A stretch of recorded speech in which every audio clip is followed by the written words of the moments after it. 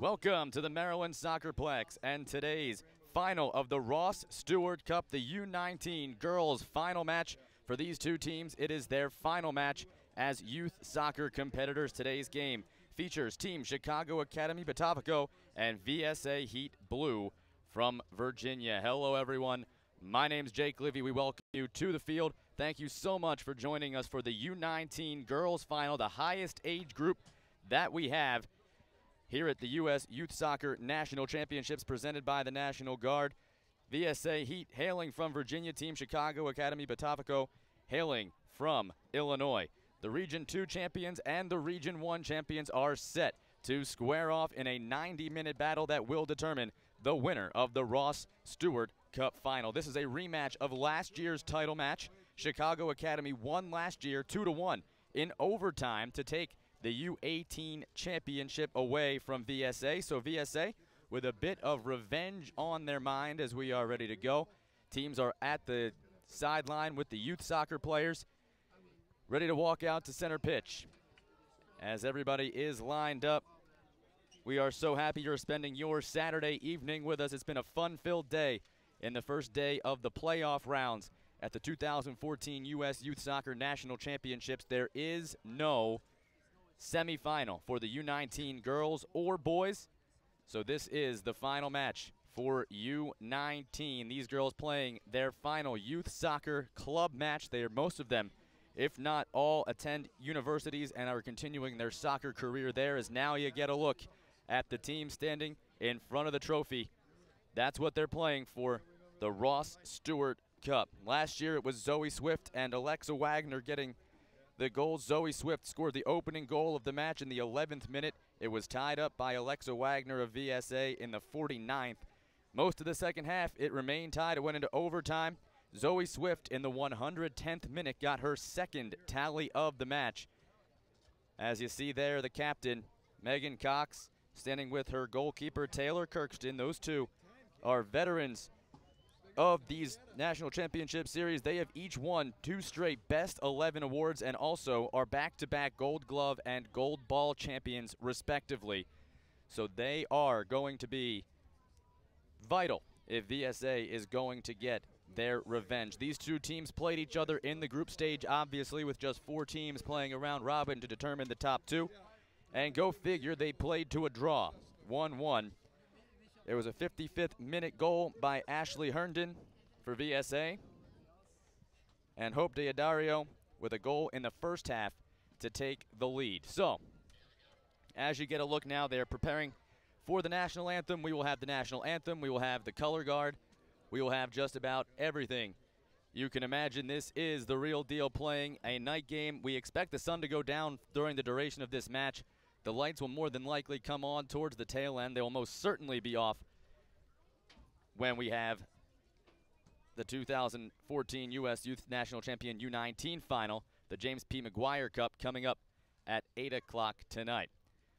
Fans are piling in. We've got a great crowd on hand for you as the color guard makes their way to the center of the pitch. Once that is lined up, we'll have the national anthem coming your way. Once again, you are watching the 2014 U.S. Youth Soccer National Championships presented by the National Guard.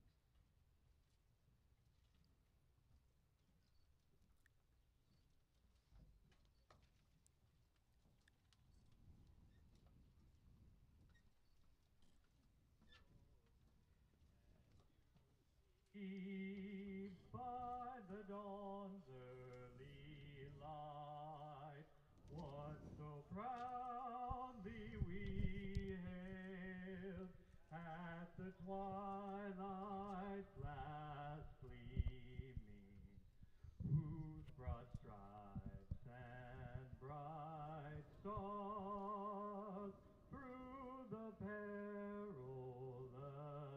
fight o'er the ramparts we walked were so gallantly streaming, and the rocket's red glare, the bombs bursting in air, gave proof through the night that our flag was still there.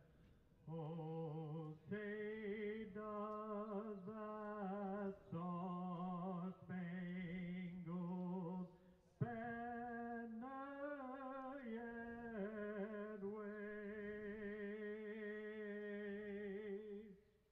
o'er the land of the free and the home of the brave.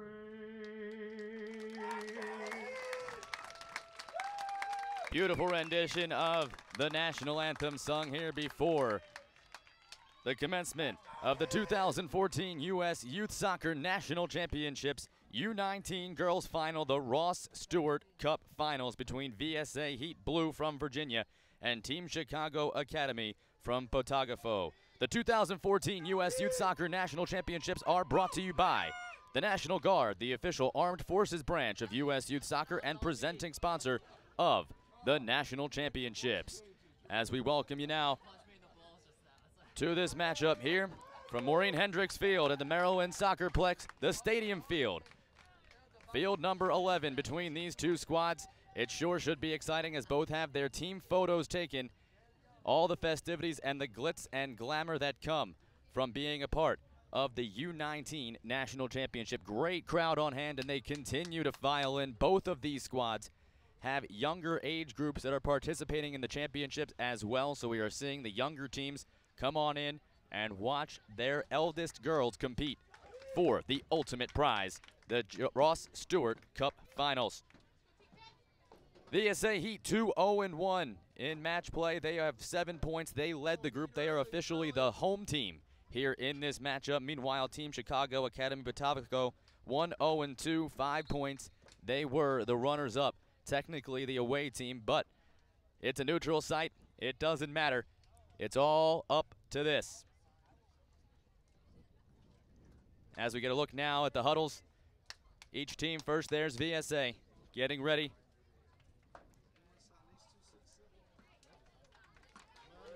All the emotion, all the passion of a years-long work.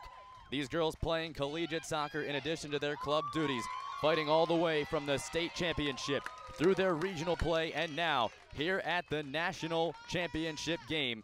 Tonight, we will crown a victor in the 2014 Ross Stewart Cup. Team Chicago Academy Botafogo wearing the yellow kits, going from left to right, going from right to left, and starting on the ball in the all blue kits are VSA Heat Blue. Virginia Soccer Academy from nearby Virginia. You expect them to have a large number of supporters here on this Saturday night. Team Chicago naturally coming from the Illinois area.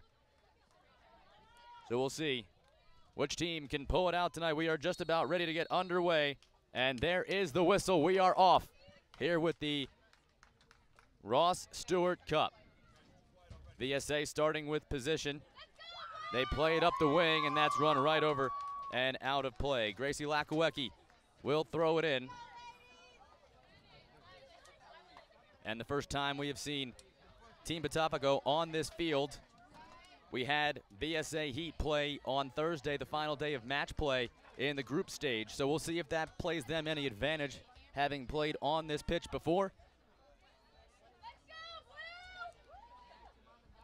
As there you get your first look at Megan Geldernick, the starting goalkeeper for Botafogo from Ohio State. Neves knocked to the turf, and a whistle and an early foul as she is cut down. It was Zoe Gorlaski who got her. Megan Cox, the captain. She scored a penalty kick goal in the final match play. She lines up. They're set into the box here, a chance to strike early. Cox punches one in. Neves seeking it out. It's over her. It's still loose in the box, racing for it and getting there first. Nicely done by Liz Bartels as she throws it out. It'll go as a throw-in, nicely won by her, and an important position as the first set piece and opportunity. Now Botafogo trying to turn. Ashley Handwork up the sideline, runs it out of play. Ashley and Heather Handwork, sisters, both play at Marquette University for the Golden Eagles. Here's Gianna Del Pazzo. Now sent forward, looking for the running Caitlin Johnson, but that was intercepted. Neves rolls it towards the middle of the pitch. Tries to feed it through. Nice through ball, but there to scoop it up was Geldernick. That time seeking out Quincy Slora. She had a couple of goals during the group play. No one from this U19 girls round robin had more than 2 goals. There were 4 tied atop with 2. Quincy Slora, the lone Heat, to tally multiple goals. Megan Cox had 1. It was a penalty kick goal. As this is rolled near side, Autumn Berry to Neves. Trying to one-touch it back to Berry, but that's picked off, and now watch out. Perhaps a chance to counter as they build. Goralski.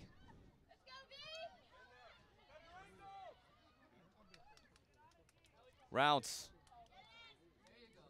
could only send it as far as Madison Smith as she turns it back up. He uses Swejowski to play it ahead. Now Slora trying to fight off the defense, able to keep her feet and plays it to the middle, but that's stolen. Now looking for Neves. Johnson turns it back to the back line. Just underway here in the Ross Stewart Cup, the final match of the U19 Girls National Championship Series. Morgan Ruther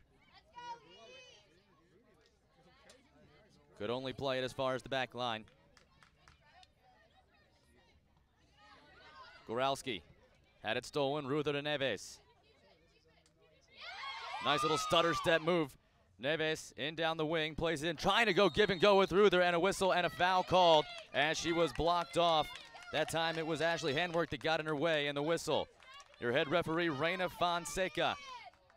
Your line judges, Abby Van Note and Christina Nickel. And the 4th official is Brooke Mayo. Fonseca's first decision as she awards the foul. In a dangerous spot here, Neves is going to take it after she was the one tripped up trying to work the give and go.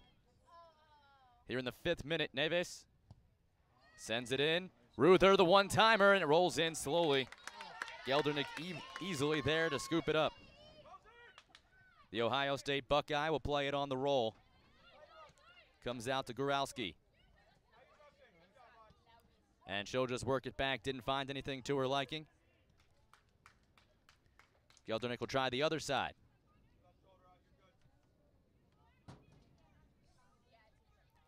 Now from the middle, Diodario chips it ahead. Race for the ball here, and first there. Nicely positioned that time, Taylor Kirkston. The 2-time Golden Glove winner here at these national championships in both 2012 and 2013. Also named to both Best 11 squads.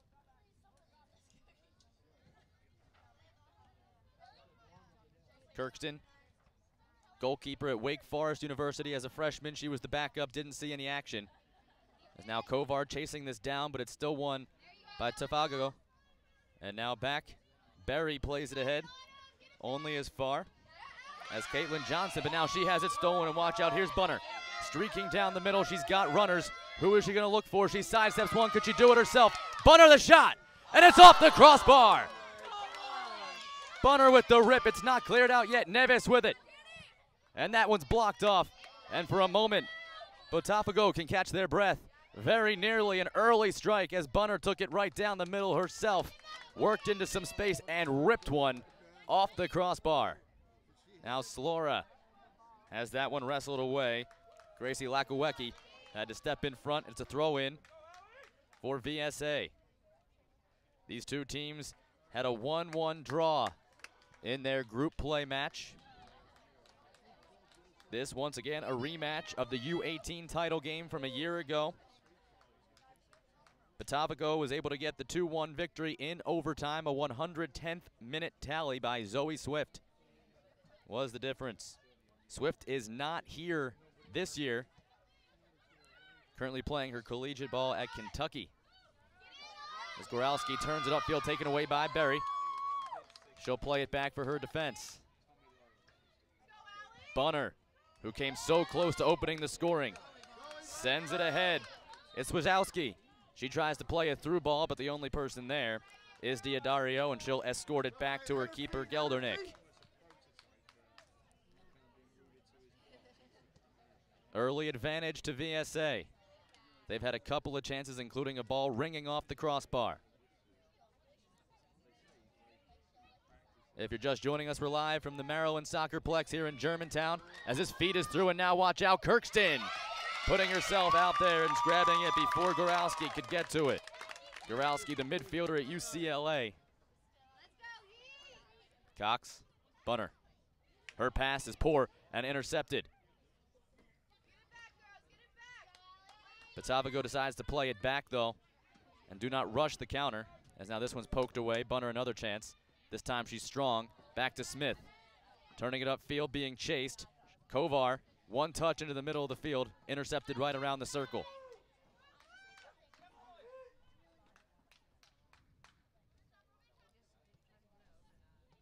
Goralski. Diodario. With Ruther giving chase, she'll play it along the back line. Diodario again looking. She launches one. Cox waiting. Will just head that comfortably away. Berry tried to continue it on with the header. And now Neves trying to battle along the line. She wins the throw. Neves, West Virginia University, where they won the Big 12 championship this year, as now Kovar stamps that out. Bunner races back, keeps possession for the Heat. Cox gets it to Berry, and she'll win possession after it was tipped by Goralski over the touchline. Here in the 9th minute, throw in going the other way. Side judge signaled it was a Heat throw. Head referee disagreed. This one bumps out. It'll go now over to the Heat as Cox will take it to throw it in.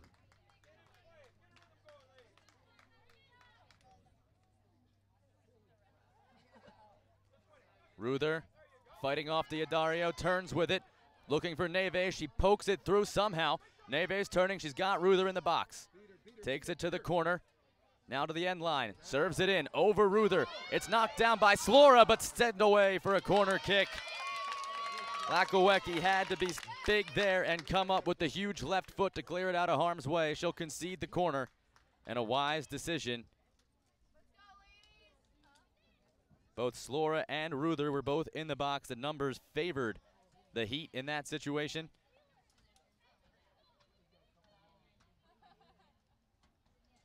Corner kick. Sailing in. Diodario headed away. Berry keeps it alive.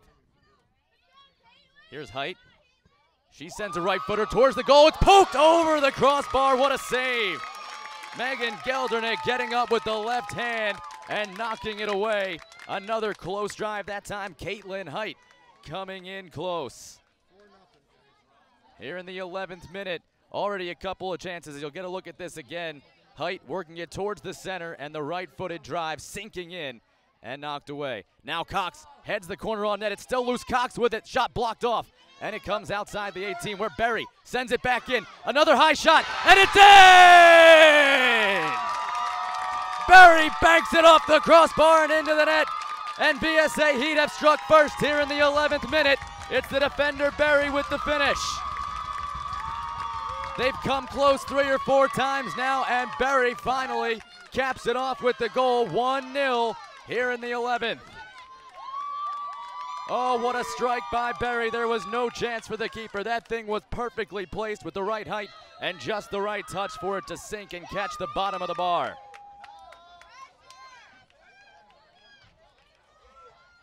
The Heat find themselves with an early 1-0 lead.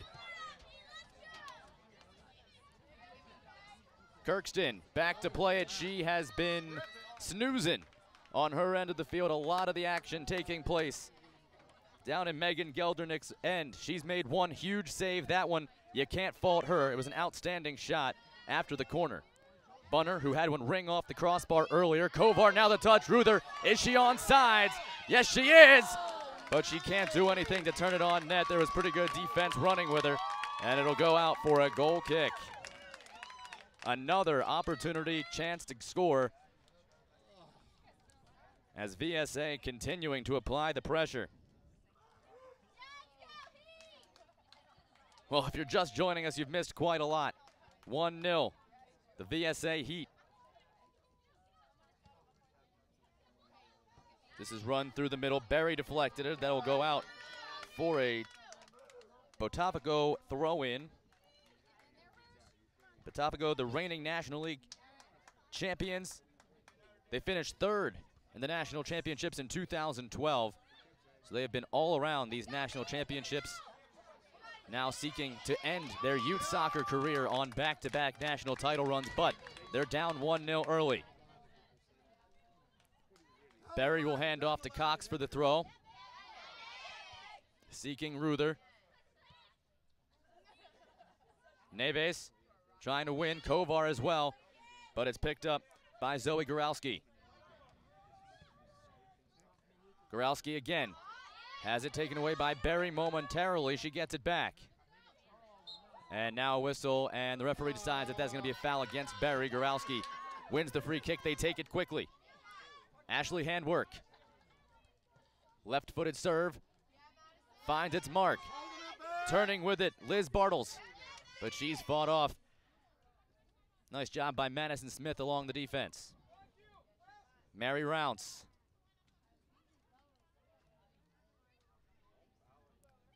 Gracie Lakowecki to the middle. Zizek. Now the defense pressing up Diodario. Trying to send it through. Smith does a nice job of fighting away Bartles and turning it back upfield and keeping it in play to win the possession. Nice job. Looking for Bunner. That's poked away. Will go out for a throw-in. Let's take a look at the goal coming in the 11th minute after the corner kick was bounced around. Cox's shot blocked off. Goes right back to the top, and Berry comes flying in. Look at that perfect sink as it lands underneath the crossbar. Picture perfect take there. What a lovely touch. Diodario as we resume live play here. Trying to turn it was Dal Pazzo. She's still with it. Fighting through a couple of stabs. Comes near side Goralski.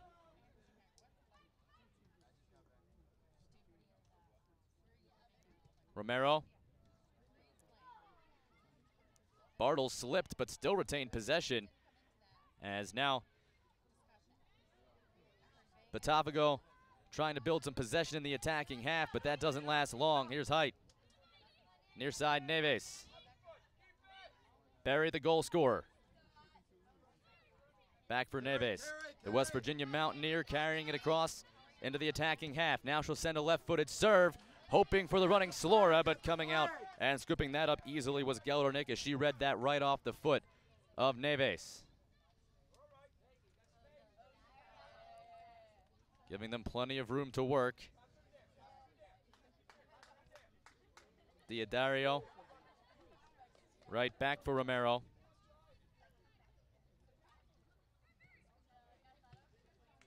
that one's just punched back in by Height.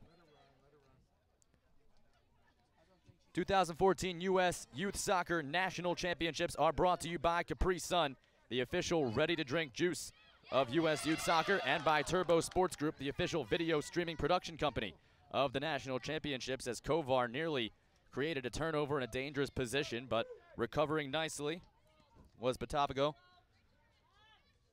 Now Diodario sends it forward. Goralski. Zizek. Rounce. Smith back, and she'll just let it go all the way back to Kirkston, who keeps it in play. Interesting decision. Now she walks it ahead, and she'll pick it up. 17th minute here from Germantown, Maryland. The Maryland SoccerPlex. We're at the Stadium Field, Field 11, the centerpiece of this beautiful soccer complex where we've seen great youth soccer action all week long. Here tonight, the crown jewels, the U19 Women's and Men's Cup Finals. Tonight, the James P. McGuire Cup coming your way right here, live streaming from Field 11. That's at 8 p.m. as they got away with the handball there, but sent on through. Kirkston all the way out, punches it down, looking for Neves. Diodario stepped up, and she had to. Berry wins the ball. Circling, gets it to Cox. Neves. Tried to pull a nifty move there. And this will just be cleared all the way down. Cox. Kovar. The South Carolina Gamecock. Ruther tried to one-touch it to Neves. It was deflected, so it missed its mark. Now Diodario sends it forward. Goralski. The UCLA Bruin carrying it ahead. She's stamped down, whistle silent, as Bunner got a piece of her, and that's deflected out. That'll go for a VSA throw, and no. Oh. Possession awarded to Botafogo, and that is a tough call. The referee was certainly shielded by it. Neves had her back to it, but we could see clearly from our vantage point that she flicked it right off of a yellow jersey. It's stolen away as Ivana Swijowski got it. Now Kovar heads it. She gets her feet taken out from under her. Whistle doesn't blow. Referee checks on her. She's okay. Smith. Play on, says the referee. It's going to be a physical game. I like the decision. Smith on sides after the feed from Slora. Steps by the defender, sends it to the box. Neves behind. Geldernick there first.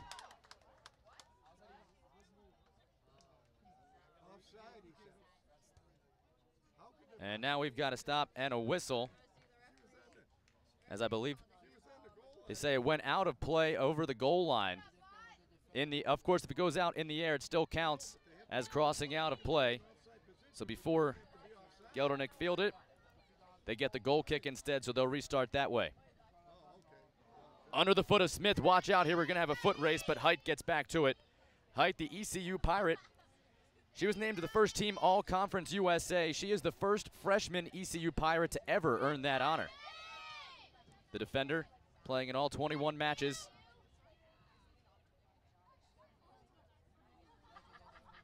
Geldernick has this one turned back for her. Diodario.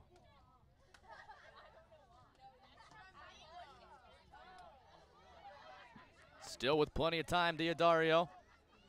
Now tries a cross-field pass, and there really wasn't much there if she did connect. So that'll be a goal kick. The Heat 6 goals for, 2 against during their 3 group play matches. They were the 2012 U17 Girls National Championship team. So we're seeing each of the 2 previous national championship squads going at it here, trying to win 2 out of 3 to end their youth soccer careers.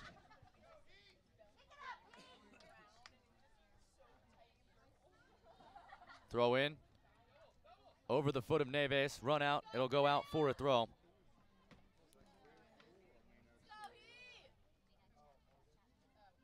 Smith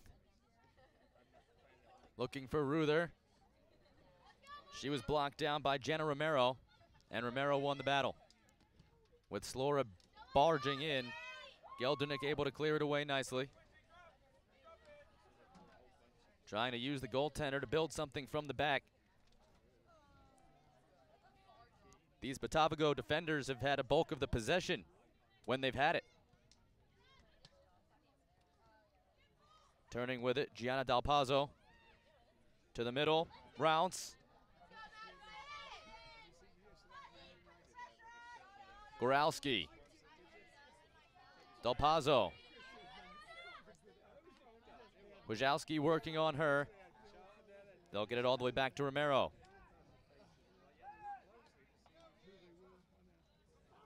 Sizek. Diodario.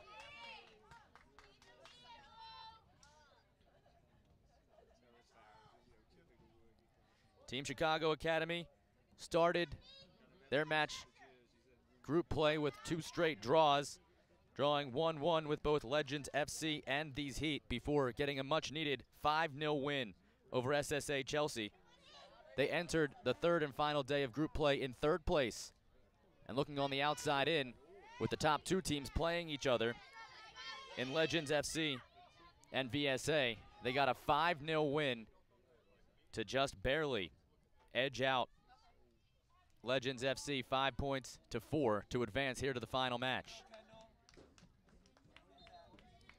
We've got our first substitution on its way in. Heather Handwork, the younger sister to Ashley. She's headed off to Marquette after graduating in 2014. Handwork a forward.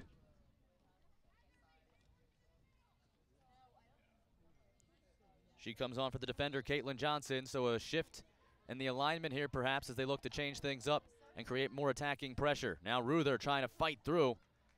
It was played out. Gracie Lakawecki the last to touch it. Smith comes up for the throw in the attacking third. Neves tried to flick it with her head. She was well defended. Bartles turns with it. Comes to the back line. That pass was not hit all that strong, but still finds its way to Cox.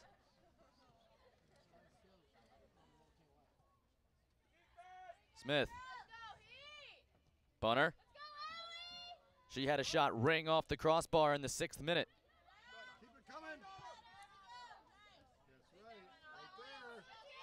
Slora, Kovar, sidesteps a defender, deep shot, and that'll roll out of play. Wojciechowski couldn't get a lot on it, and it tailed off to the left side of the net. 24th minute. We do have the official time on the scoreboard. Of course, just because it hits 45 does not necessarily mean the half is over. We will still have stoppage time in both halves, so we'll still wait on the official whistle from Reina Fonseca to announce the end of half and full time. Wojciechowski let it go back for Smith. To the middle, it's Cox. Cox, who transferred from JMU to UVA this year, has that taken away. Barry, nifty little move to get it over to Cox. She streaks through the middle, has that stamped away from her though, and now good team defense pulls it away. Heather Handwork able to get it over. Now fed through, watch out, here's Ashley Handwork to the side of the 18. That's blocked away, will go for a corner. Height had to come back and get a right foot on it as it was tried to send toward the middle. So the first real set piece opportunity for Botafogo. It'll be Hope Diodario, the defender from the University of Illinois. The Fighting Illini lining up as the supporters urge the defense on. To the front of the box. Cox got her head on it and sent it away, but it's not completely out of harm's way. Handwork has it blocked by Kovar. Header sent back in. Cox answers with a header of her own. Ruthers can't settle it. It deflects off her out of play. Heather Handwork will get the throw. First 25 minutes of this match in the books. 1-0 VSA Heat lead Team Chicago Academy Botafogo here in the Ross Stewart Cup. The goal by number 15, Autumn Berry, in the 11th minute.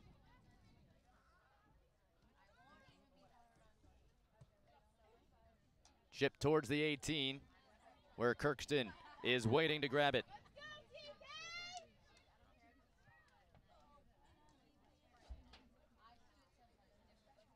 Everybody pushes forward as Kirkston launches this. Looking for Ruther. She was able to flick it towards the middle of the field. Slora wasn't there in time. Cox serves it back in. Now Neves gives chase. And that'll run over, kept in play. Lakawecki. Height. Over to Cox. Cox with the captain band. Spins it to Berry. Turning the middle, Kovar. Now here's Bunner. She works some space for herself.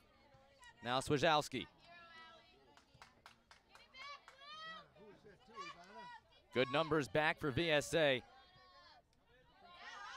Handwork has that poked away by Berry. She's knocked down, though it comes back to Handwork.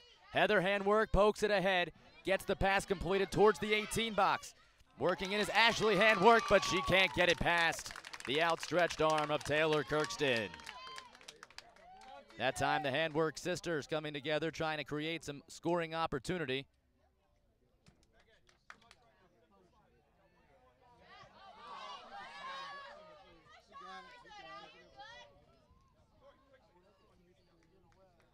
The Heat with 4 corner kicks already, 5 shots, including 2 on goal. Also one that rang off the crossbar.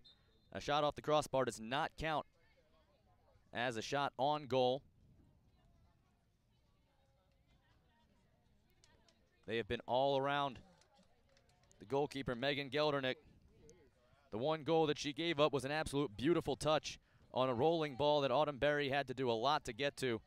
She came streaking in after the corner was deflected away. We've got an injured Heat player being helped to her feet, being examined, and looks like she may have got the wind knocked out of her as they check her breath. She's got an asthma issue here, grabbing the inhaler, helping her to catch her breath.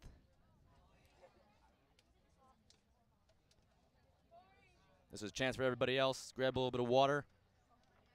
Shake out the cobwebs a bit. For Botafogo, maybe a chance for them to recover. Build up their strategy. As you see, virtually all 11 in a huddle. There's a good look at it. Grouping up to discuss perhaps a strategy to try to slow down this Heat attack. Also where to line up for this ensuing penalty kick that's going to come. The direct free kick coming from Cox. As Victoria Burris, a VCU midfielder, didn't play her freshman year but was on the roster. Cox serves it, headed away easily. Stop down. Trying to cut it back. That pass was intercepted. Chance to counter there. Nice play by Berry to slow it down. Can she win the possession? No. This feed through for Handwork, cut out by Cox. Now can Cox lead a counter surge? Burris. One touch. Try to roll it to the middle. Blocked off. And coming back to clean it up, Goralski. Burris blocks it off. That'll be a goal kick.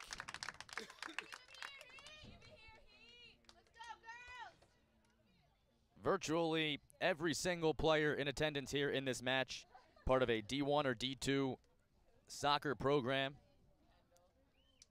Not all of them played in their freshman years. As this one just barely played outside the 18. Diodario got it across. Handwork, couldn't get to it. Cox. Burris, back to Cox. Through Bunner, down to Ruther. Ruthers, Bunner. Berry. Back for Bunner. Kovar. The Gamecock finding space, and it's in the middle. Ruther, one touch, but could not get by, hoping for Neves. Romero stepped in her way and hampered her a bit. Now close to a handball, whistle stays down, and up comes Goralski. 2-on-4, and Cox steps right in front of her. Cox showing why she's earned that captain badge as she comes up with a huge stop there. Smith. Romero sends it right back down the field. Smith turns her back and gets it along to Caitlin Height. Swajowski, nice save for a moment by Neves, but it's picked up by a yellow jersey. Now Team Chicago turning. Here's Liz Bardells. Towards the edge of the 18. Sends it in along the end line, but that's easy dealings for Kirkston.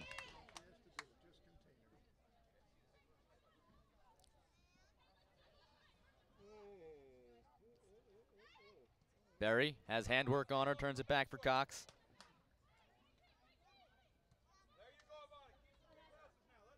Now Berry through the legs of Heather handwork, but it rolls right out. And we've got substitutions coming.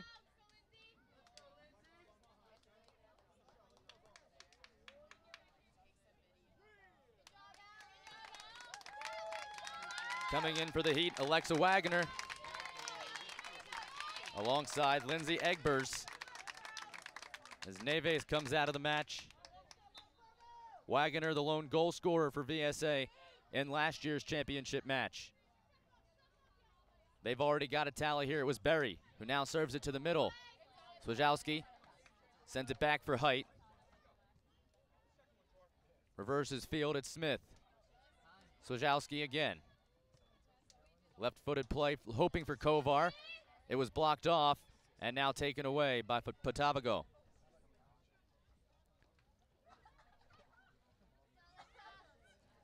Giving her plenty of time. Zizek works.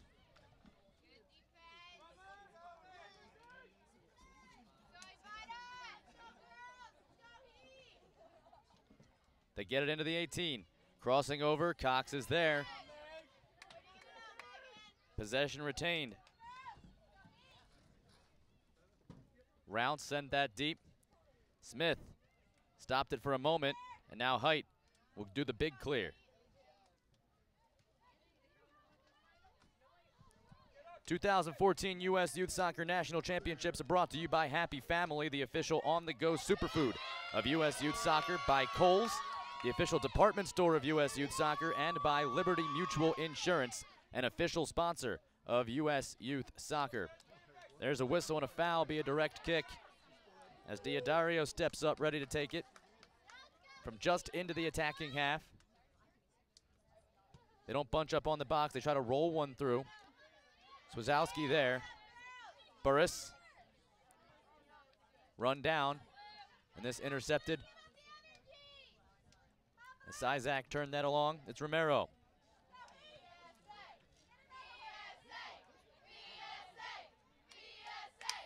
Romero again. Diodario. Just about 10-plus minutes remaining here in the first half, 1-0 in favor of the VSA Heat from Virginia.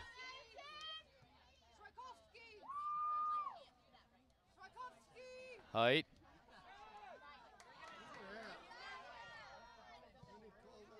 And Cox clears it. This defensive line so tough for the VSA Heat between Height, first team All-Conference USA at ECU, Cox, who played in all 21 matches for JMU before transferring to UVA, Berry, who played in all 21 matches for ECU. She has the goal from her defensive spot thus far in this match. And then Madison Smith, the UMass defender, who's played in 39 matches in 2 seasons. So much experience along that back line, so much talent. Handwork. Near side, Goralski. Diodario. For Romero.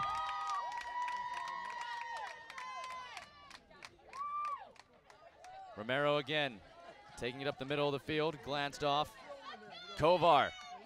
Was looking for Ruther, but she was facing the other way. Circling back to take this is Rounce.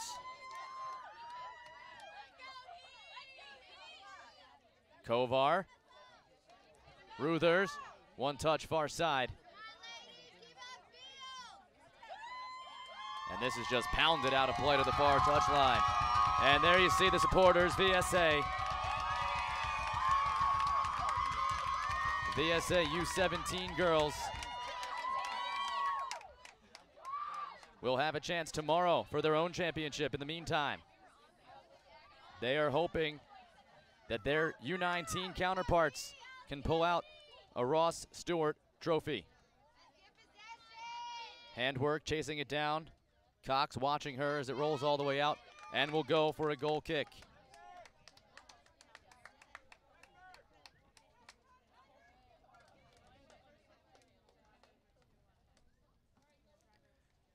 U17 National Championship, VSA Heat 96 versus the DMCV Sharks Elite. That'll be right here on Field 11 at 8:40 tomorrow morning.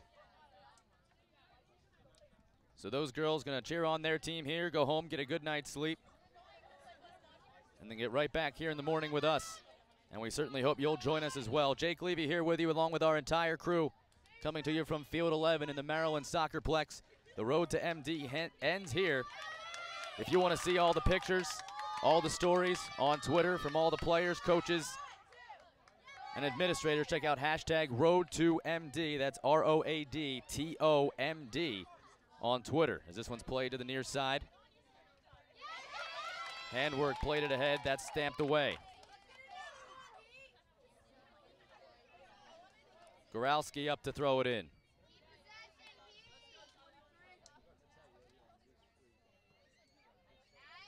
Cox headed it along. Shvikovsky got it ahead to Alexa Wagner. Now trying to turn upfield, but that runs across the touchline before Burris could get to it. And will go for a throw.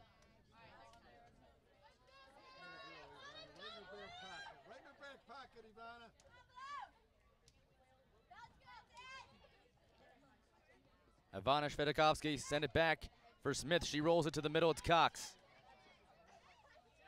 Feeds it through for Kovar. Two defenders converge on her, take the ball away. Heather Handwork to the middle. Stops. Lets a right-footed shot fly, and it's wide. Handwork at least getting some pressure and forcing Taylor Kirkston to get to work, as she escorted that out of play for the goal kick.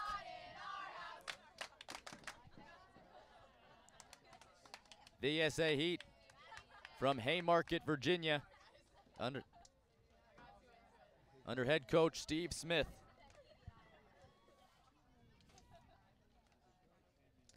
Representing Region 1 as their champions, as this is headed down and being chased down by Bartels. Still working on the defense, forces them to give it into Kirkston. Bartels still chasing it. Applying a little bit of pressure, but calm back there along the back line where the Heat. Now Smith. Wagner. Shvidikovsky for Cox. Telegraphs that pass to Berry. Handwork gave it a chase, but some nice passing now as they control possession. Wagner. Got it to Egbers. Egbers, the substitute, had her pass blocked, but it goes across the touchline. Will come for a throw. Berry steps up as we near the final 5 minutes of the first half. Kovar touches it back. That's sent to the middle. Turning with it, Burris. She plays it for Ruthers. One touch. But the defense standing there as it was a bit of a miss hit that time. Gianna Del Pozzo sends it forward, and Cox has no problem continuing it along to her goalkeeper, Kirkston. Berry. Egbers touches it along. Race for the ball. First one there is going to be Romero as she turns it to the near side. Now big left-footed sweeping clear is blocked out. She couldn't find a time to get a foot on it. She kept looking for a chance to knock it forward, but with the player in her face. She wound up just rolling it across the touchline. And a throw in the attacking position. Egbers throws it short. Kovar turns it back to her. Egbers gets a cross in. Getting to it was Burris, but all she could do was pop it in the air. Burris continuing to battle with it, but Lakawecki will get there first, and a good piece of defending as she knocked it to herself, then used the left foot to send it over the far touchline. Smith up. Svetikovsky. Ruthers. Burris couldn't forward it to Smith. And Kristen Bratz will just send it out. So Ruthers, after the quick throw by Smith, has that turned aside. Bortels. Svetikovsky got there. And the defense will set up as the throw-in comes for Team Chicago Academy Botafogo.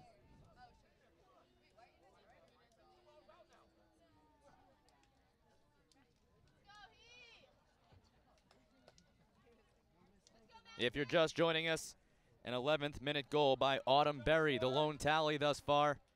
There was a barrage of chances for VSA Heat to start the first half. Since then, play has kind of leveled out as possession has really been won in the midfield more than anywhere else for both sides. Diodario.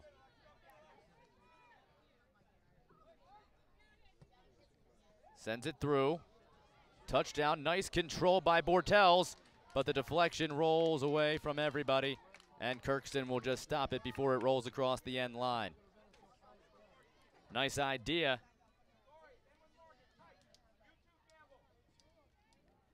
Now Kirkston holding on to it for just about as long as she can. Bortles will first force her to pick it up.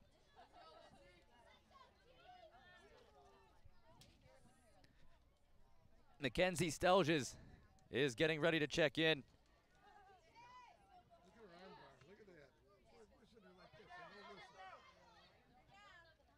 That one's knocked down, hoping for Kovar. Defense got there first, but now Cox steps up from her defensive line with it. Taking it well into the attacking half. Rolls it for Smith. Those right and left backs, no problem pressing. Smith has it blocked. Svetikovsky. And everyone will just turn aside and let that one roll all the way through and come in on the keeper, Geldernick. Diodario off the roll start. Comes near side for Zoe Goralski. Now it's Sizek. That pass poked away by Burris, but only back to Romero.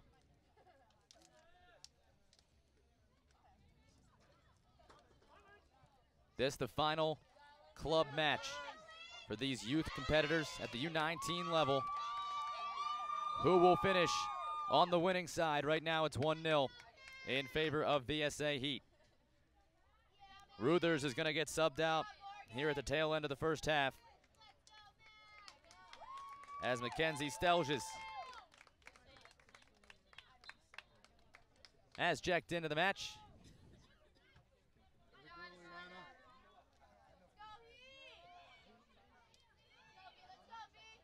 Trying to control it, Kovar, and with defenders hacking at her, somehow she does. Cox back to Kirkston. Bortels again providing pressure as this pass for Smith is long and off target. Will go out for a throw. So Bortles, with good closing speed, forced Kirkston to kick that one away a little before she wanted to, and because of that, it's won a possession in the attacking third. Another throw into the box. Turning with it from the far side. Lakawecki sent that on. Now it's played in. Handwork, the only one there, and Kirkston easily able to grab that. Handwork had Cox and Berry sandwiching her to prevent her from doing any damage. 2 minutes shown. 2 minutes of added time here in the first half by the fourth official.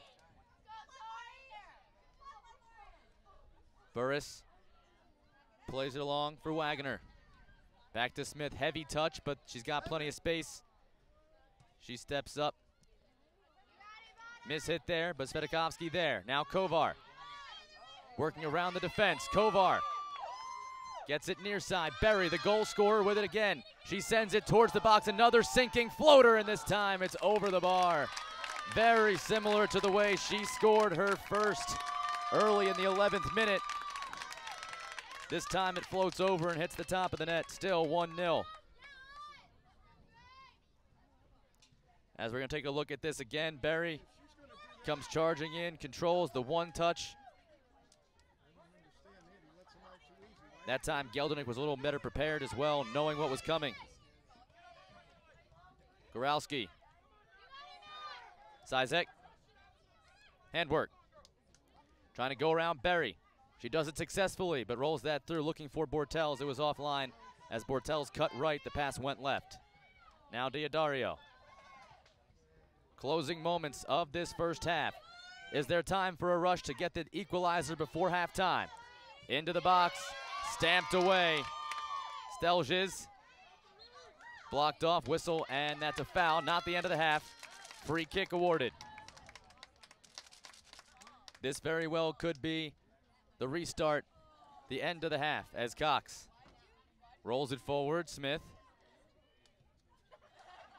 Wagner. Towards the top of the box, and that gets through to Stelges. Plays it back for Kovar, but first Romero able to poke it away. Important stop there. As now this chip is going to be erased. Bortels and Cox. Bortels gets to it first. Can she do anything with it is the question. Working one-on-one with Cox. Now help coming for the defense. She plays it wide. Here's handwork. Into the box. She's got Berry one-on-one. And Berry is there. Strong defending along this entire back line. As there's the whistle. And we have reached halftime. What a half to open up the Ross Stewart Cup. The SA Heat getting the lone tally. It was Autumn Berry, an 11th minute goal, and a doozy it was with the floating shot that sunk just underneath the crossbar, nicked the bottom of it, and deflected right on in. That was our only tally in a back and forth exciting first half here in the U19 Girls final match. You are watching the 2014 U.S. Youth Soccer National Championships presented by the National Guard, the official armed forces branch of U.S. Youth Soccer and presenting sponsor of the National Championships. By Nike, the official supplier of U.S. Youth Soccer. By Capri Sun, the official ready-to-drink juice of U.S. Youth Soccer. By Happy Family, the official on-the-go superfood of U.S. Youth Soccer. Also by Kohl's, the official department store of U.S. Youth Soccer. By Liberty Mutual Insurance, an official sponsor of U.S. Youth Soccer. Nestle Nesquik is the official post-game drink of U.S. Youth Soccer. Also brought to you by Skills, the official player performance training sponsor of U.S. Youth Soccer. By Sports Authority, the official sporting goods retailer of U.S. Youth Soccer. By Wilson Trophy Company, the official awards, medals, and pin supplier of U.S. Youth Soccer. NSCAA is a proud partner of U.S. Youth Soccer. Also by MLS, U.S. Youth Soccer is an official grassroots partner of MLS. And by Turbo Sports Group, the official video streaming production company of the National Championships. Don't forget, you can order and purchase any broadcast from this year's event by logging on to turbosportsgroup.com. It was an exciting first half as the fans make their way to the concessions for intermission. 1-0. The SA Heat lead Team Chicago Academy from Botafogo. The Region 1 champions are just 45 minutes away from becoming national championship for the second time in 3 years. We will have the first half highlights and second half action coming your way after this short break.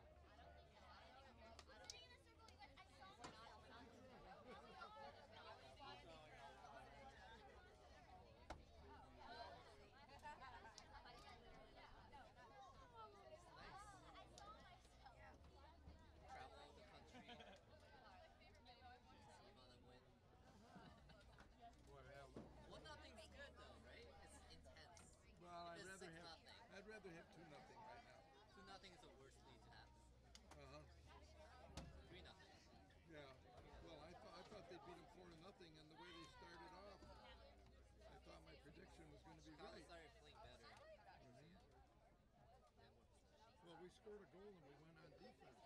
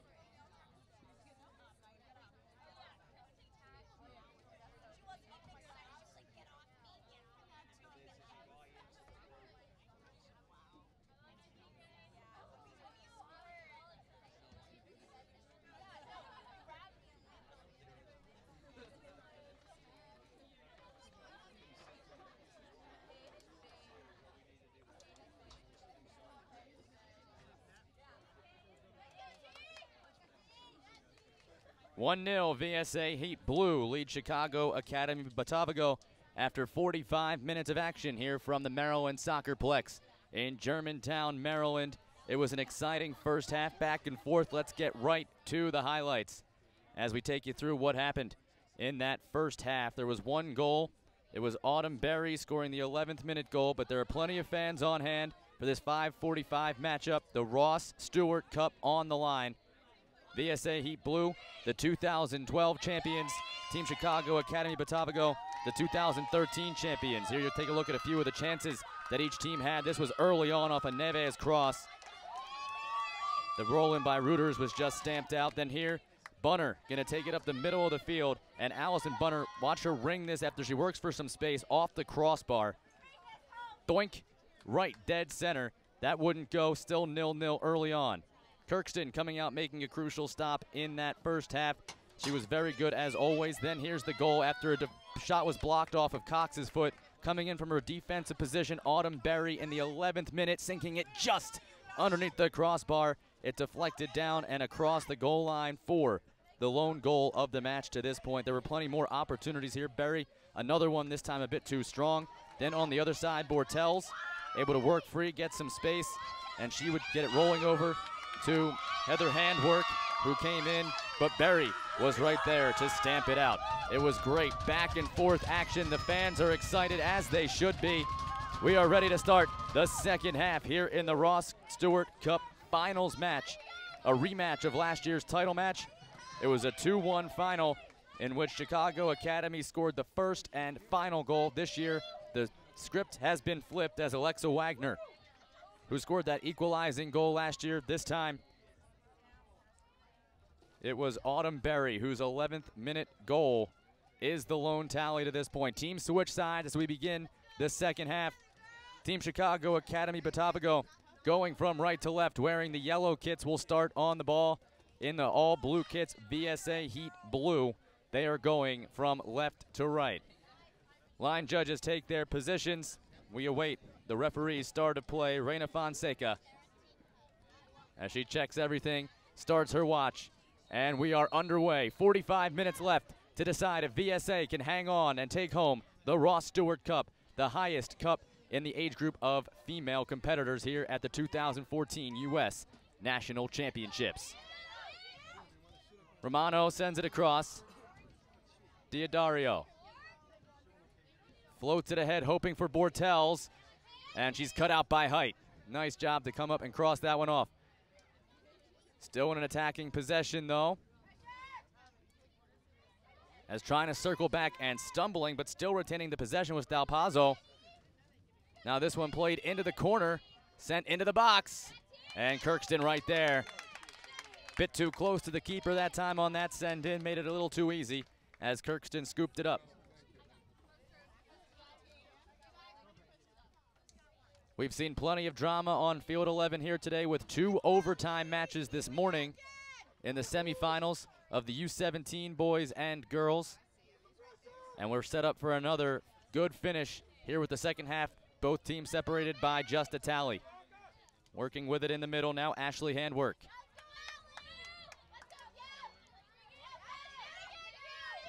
Slora had it taken away.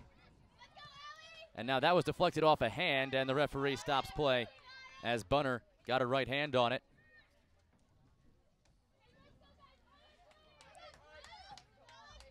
So Romano will come up and take this from a dead ball. As she surveys ahead, they press numbers into the box, and she'll play it that way, but deflected away, and that will go out for a corner. So off the foot that time of Swezgowski.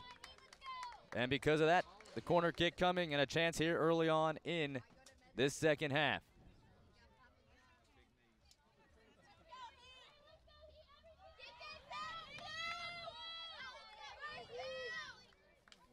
First corner kick of the second half belongs to Team Chicago. They had just one in the first half. As they send this in towards the box, headed away. Neves got her head to it. Now this one's floated in but picked up by Kirkston. Good pressure applied from the defensive line is now Kirkston with the drop kick, bounces it off the turf and settles it nicely. Trying to turn it with the header, but just could not get around with it. Also ran out of real estate that time. Slora knocked it to the right side, but she was standing right on the end line.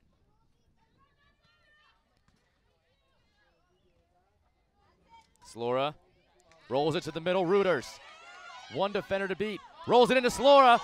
She's on sides, but out comes Geldernick.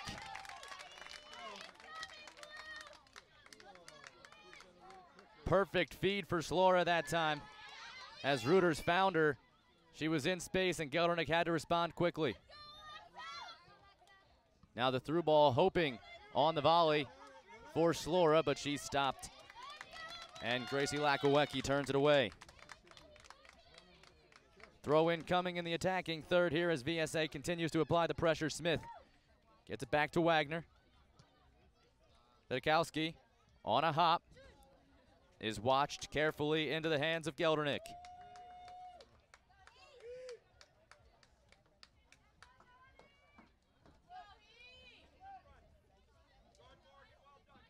Romano boots it ahead. Smith blocks it down. Turning back with it. Now here's Height. Over to Cox. Wagner. Bunner.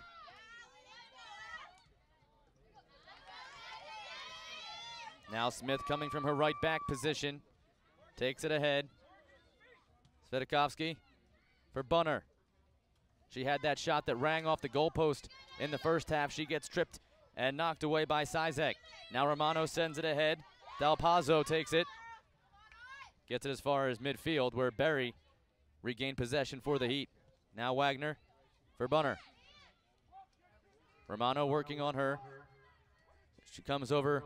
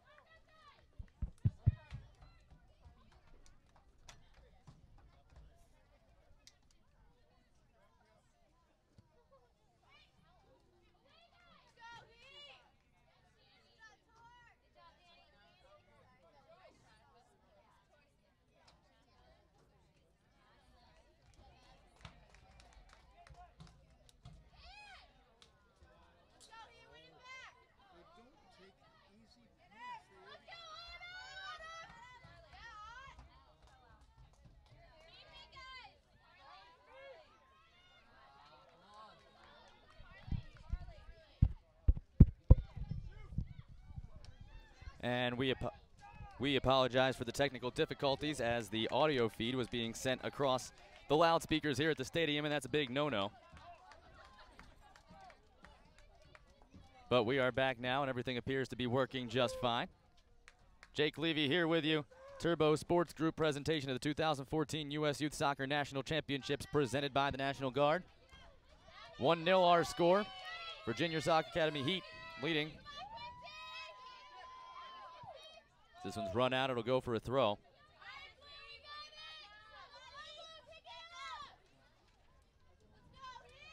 '14 U.S. Youth Soccer National Championships presented by the National Guard. Nestle Nesquik, the official post-game drink of U.S. Youth Soccer, and by Nike, the official supplier of U.S. Youth Soccer, as this is run out. And a throw-in to come. Botafogo. Gracie Lakowecki will restart it with the throw-in. That throw finds its way to Smith. Her serve forward is continued on. And now played out, going for a throw.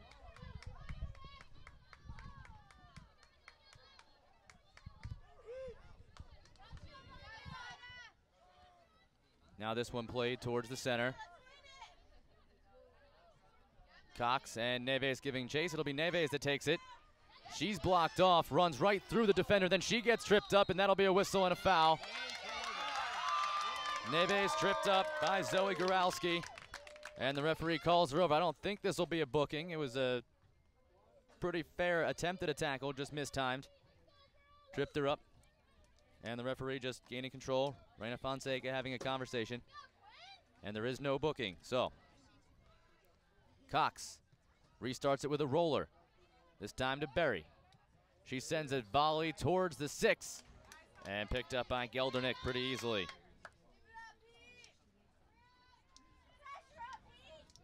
Wagner takes that away. Rolls it back for Cox.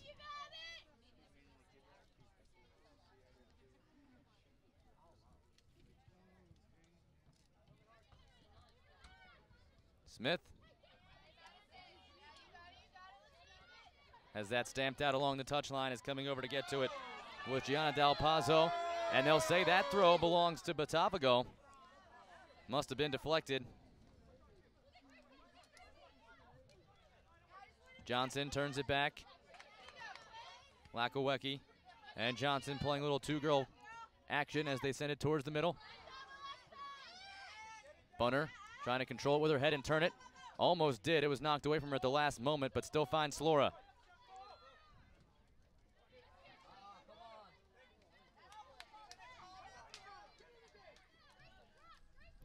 Smith sends the throw in. Reuters trying to turn with it, and she does. Now Reuters towards the 18, has Neves running, but she's got the ball taken away from her as well. Diodario through the defense. Height trying to get to it first, and she just sends it away. Well done. Ashley Handwork, the rising sophomore at Marquette, was chasing it down.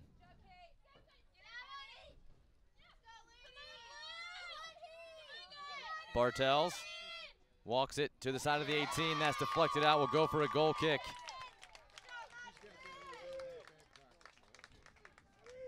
"35 minutes left to determine who will become the Ross Stewart Cup champions here in 2014.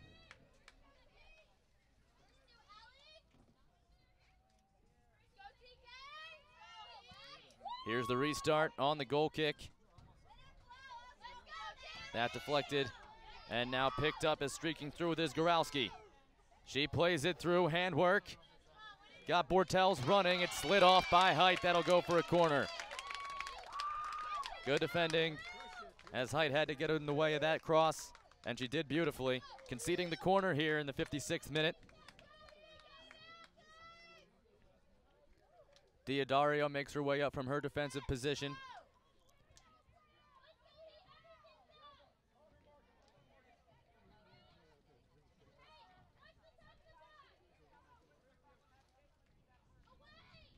Low roller towards the 6. Bunner sent it away.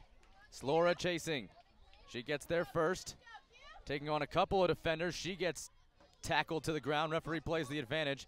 It would have been a foul on Slora, but Botafogo finds up with the ball anyway. Now Reuters knocked that down, trying to race through and take it away, but it's held on to by Lakowecki, and now she sends it in to the attacking half, all the way back for Height.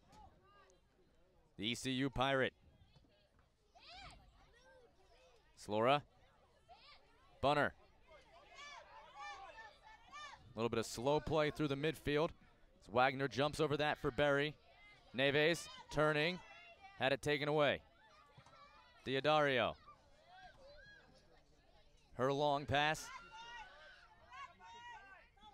Smith, the first one to get to it. She'll just let it run out for a throw.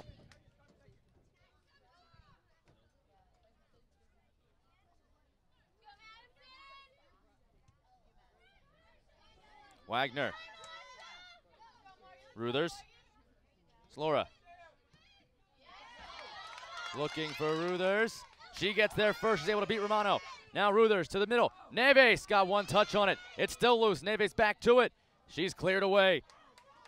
Goralski came up and got it. Whistle silent as we go back the other way. Counterattack possibility on here. Dalpazzo for Heather Handwork. Now that one looking for Bortels was sent popping straight into the air. Cox uses 3 touches to control it, gets it ahead to Ruthers. She sends Bunner. Allie Bunner now rolls it to the side for Berry. Berry given space, and she'll float one in, and that will 2-hop. Geldernick, no problem there. Nobody making a run that time. Berry just tried to serve it in and see what happens. She had a floating shot like that, but that was from much closer range than what we just saw.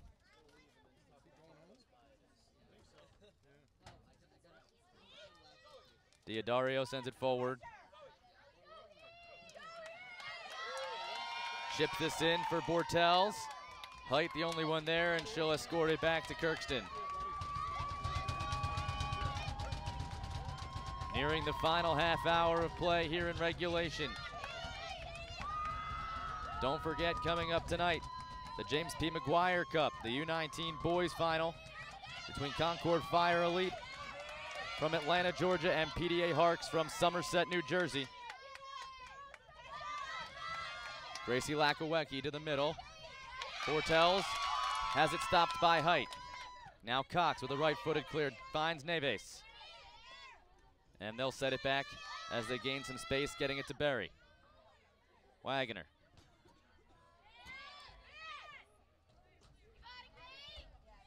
Smith. Nudges it ahead. Now follows it through. Bunner sent it back, and it's sent forward for Wagner. For Neves, trying to spin. She gets possession through Diodario. Holds on to possession for a moment through Goralski, but eventually the Bruin able to take it away from the Mountaineer.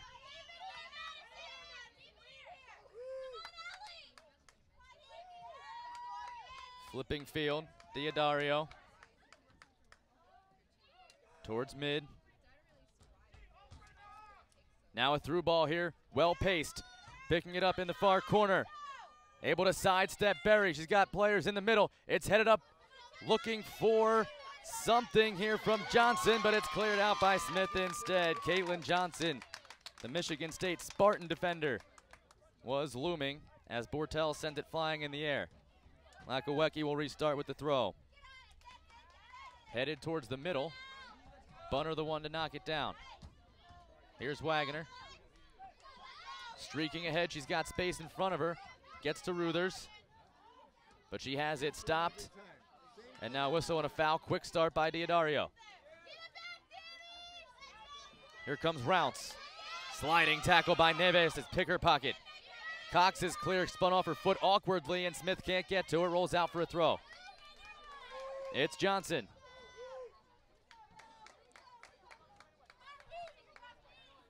Gracie Lakowecki.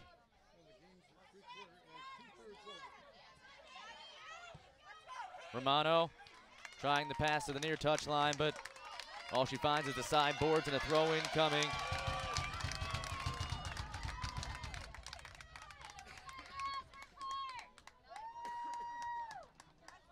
VSA Heat U19 squad, 2012 champions, 2013 runner-up. Smith's throw in, Lakowecki the first one to it. Stomped down by Wagner though, and turned onto the far side for Berry. In space, she's got Neves to her left. She's looking towards the middle, plays it that way for Bunner, and that's easily cut out by Diodario. Telegraphed that pass. Really the simplest solution that time. Should have looked for something a little more complex. As now Cox allows that one to turn. Handwork coming in, but Kirkston, no problem, gets it to Berry. Through the running, Bunner goes all the way to Ruthers. Wagner lets it go as it comes to Smith.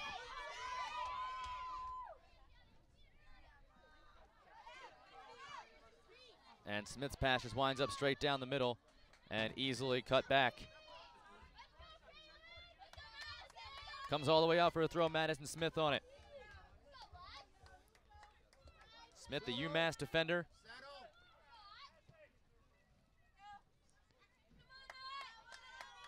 Berry. Fancy footwork through the middle, taking on Rounce. Drops it for Neves. To the middle, Wagner controls. Trying to find a way to feed it through. Two defenders could not. It was Romano that stopped it, but it still finds its way to Ruthers eventually. Now she sends it wide for Slora, but it'll roll in front of her and out of play. Good idea there, just unlucky. As they would have had Slora with a lot of room on the wing if they could have connected on the pass. Slora takes it away, the whistle, and it was a handball anyway. So now watch out here. Slora throw in. Ruthers turning. And another throw, this time deep in the attacking third.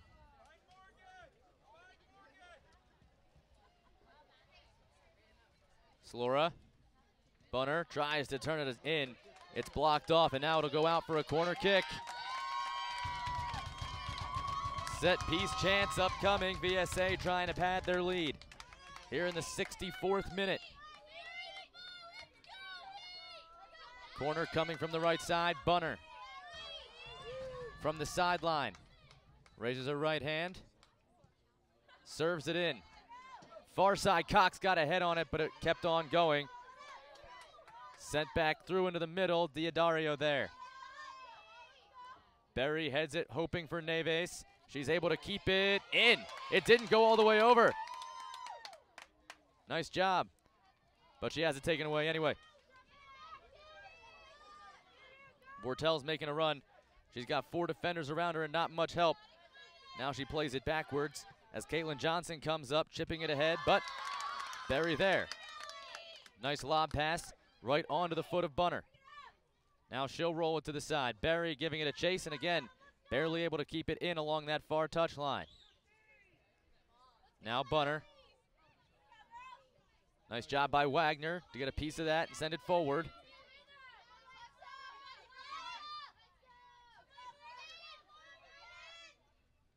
Romano has that blocked. This comes back to Height. Here's Smith. Wagner, one touch, Slora. Towards midfield. Leaves it, but that was blocked off. Now Bortels turning. Sends it back. It's Izek making a run. Berry steps up and stops it. Gets it to Schwiskowski. Now Schwiskowski will calmly pass it along to Neves, who tried to go back to her. It was a bit offline, but Schwiskowski able to get there anyway. She's being defended by Dal Pazzo. Cox got possession. Looks like heavy legs right now on both sides as Smith works it into the attacking half. Has Ruthers making a run if she can find her. Instead, she'll go sideline. Slora to the wing. Romano, nice play to slide over and knock that out of play. Ruthers was trying to snake her run and find a way for Smith to find her in the middle. Instead, they went sideline with it. As we've got a substitution coming here. Heather Handwork is going to come on.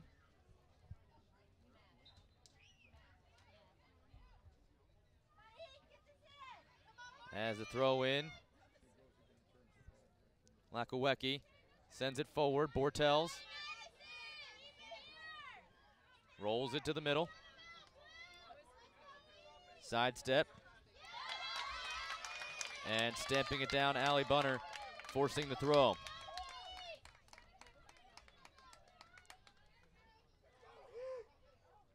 Lakowecki will throw it in.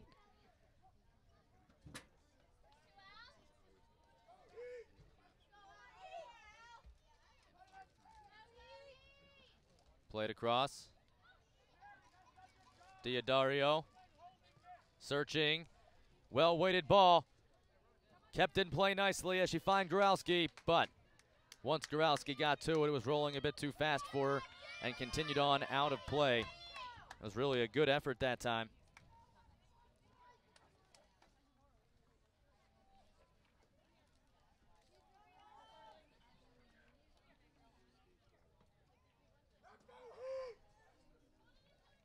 Ruthers, Neves. Hoping for Slora. Romano there instead. Comes into the box, and Geldernick will settle it there. Geldernick, the long toss here to the near side. Lakowecki. Into the shaded area on the near side. Rolls it to Handwork. Heather Handwork bumped by Smith, still able to turn it in. And did they get the deflection? Yes, it'll be a corner. Deflected out off of Smith. So Handwork does well there to win the corner, and now a set piece here in the final close to 20 minutes of this match. Botafogo trying to get something going here. The Region 2 champs from Illinois trailing 1-0 in the 69th minute. Diodario will take it. Pops it to the long side of the box. Headed on through. And a whistle and a foul anyway. As there was a push-off inside the box. And that'll be a free kick awarded to VSA from their own defensive end.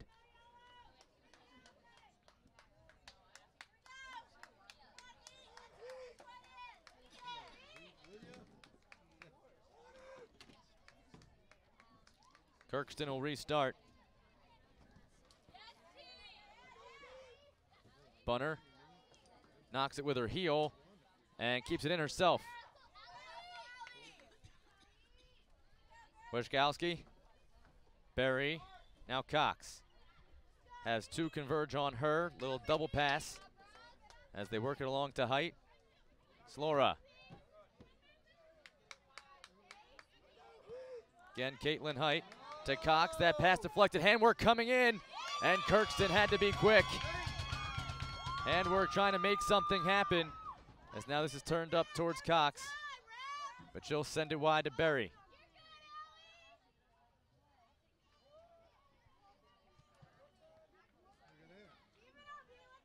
Vanessa Kovar set to check in, down by the fourth official, number 99.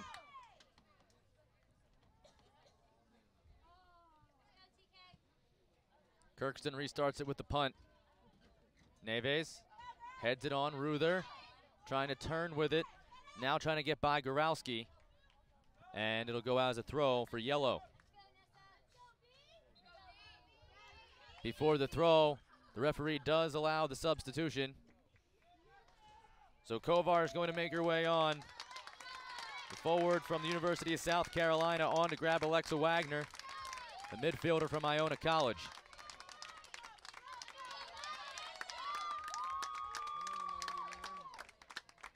Kovar, the starting forward, had 1 assist in 18 matches for the Gamecocks, starting 2 of those matches in her freshman season.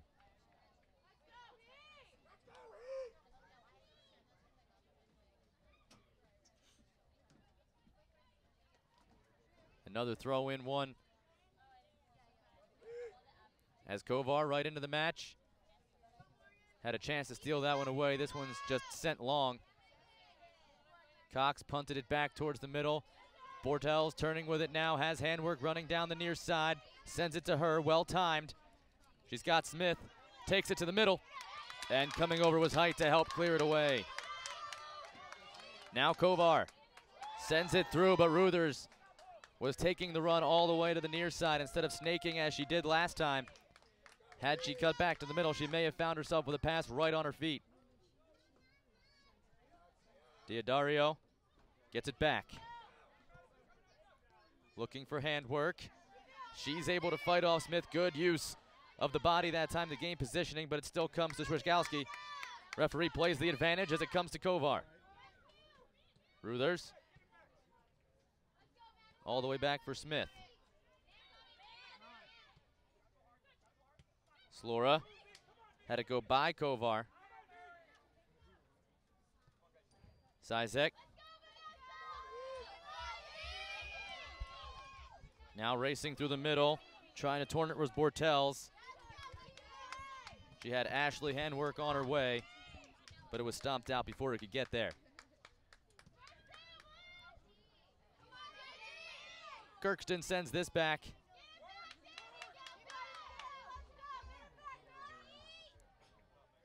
Handwork giving it a run. Cox as well.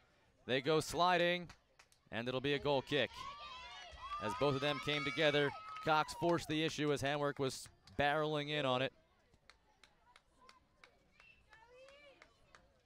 2014 U.S. Youth Soccer National Championships brought to you by Skills, the official player performance training sponsor of U.S. Youth Soccer, and by Sports Authority, the official sporting goods retailer of U.S. Youth Soccer. Knocked down, comes to Rounce. Botafogo retaining possession. Romano. Handwork mishits. Kovar takes it. Smith.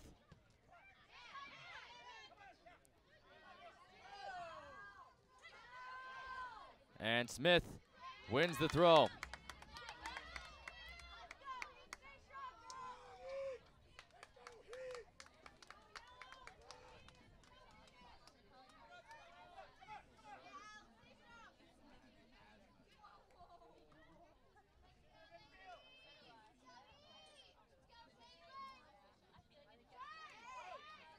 Kovar turns.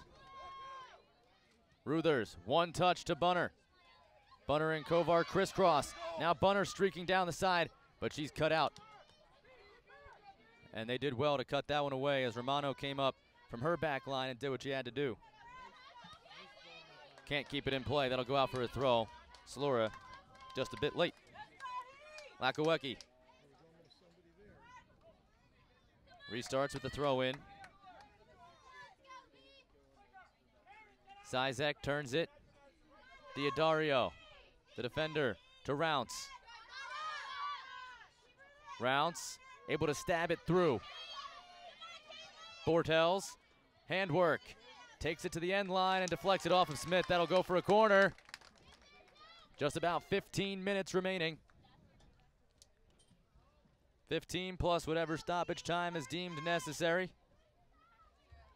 Still a 1-0 lead. That 11th minute goal so far has held up. Autumn Berry's sensational shot from well outside the 18 that sunk just below the crossbar. Now Diodario insert. It's knocked down by handwork. Kirkston doesn't have it. Now she does. Overran it and had to spin around.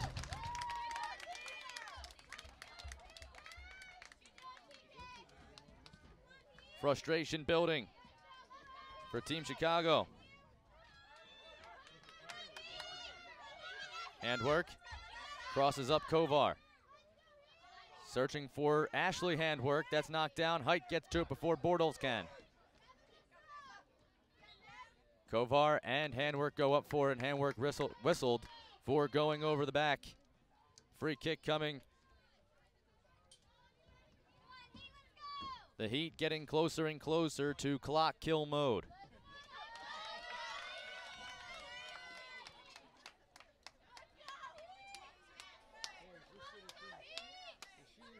Smith and Kirkston back and forth. Now Kirkston will reverse it and send it long for Berry.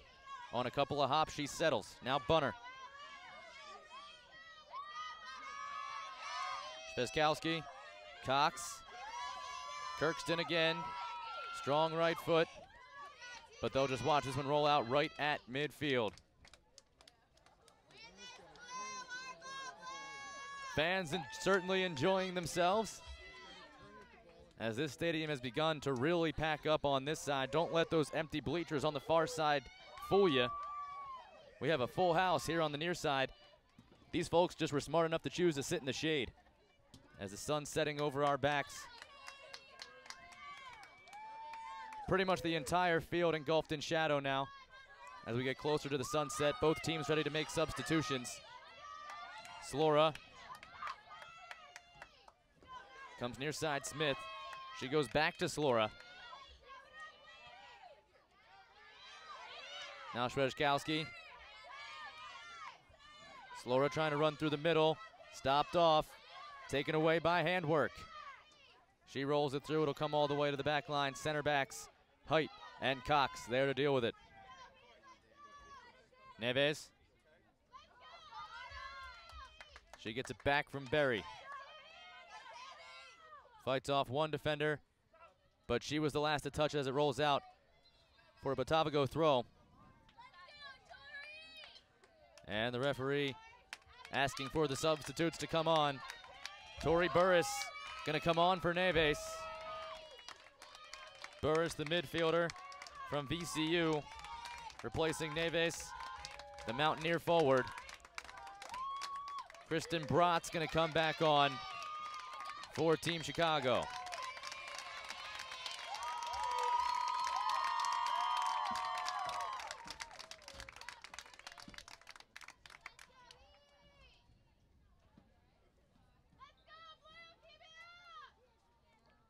So far, it's been a very clean game, aggressive, but no poorly timed fouls, nothing egregious. As there's a well-timed tackle by Berry. Reuters taking it into the middle. Here's Kovar, big right foot, and on the short hop, it's corralled by Geldernick.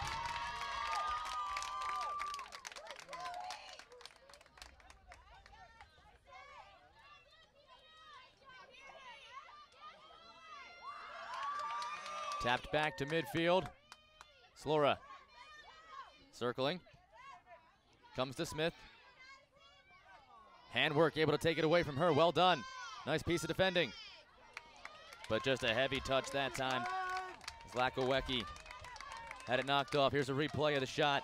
As you watch Kovar get the pass, set herself up, and then turn and drive it. That's the goal from those outside shots, to try to one-hop it and short-hop the keeper, maybe get a rebound. That time Geldernick was there and strong. Height, no problem. Heads that out, resets the throw. Again, Height with her head. Bortels. Kovar sidesteps a would-be tackle. Perfectly weighted ball. Burris is in, but the flag is up. Offside, says the referee, and that was very close. It was a well-struck ball. Here with about 10 minutes remaining in the match, we remind you that the 2014 U.S. Youth Soccer National Championships brought to you by Wilson Trophy Company, the official awards, medals, and pin supplier of U.S. Youth Soccer, by NSCAA, a proud partner of U.S. Youth Soccer, and by MLS. U.S. Youth Soccer is the official grassroots partner of MLS. Cox. Up for Kovar.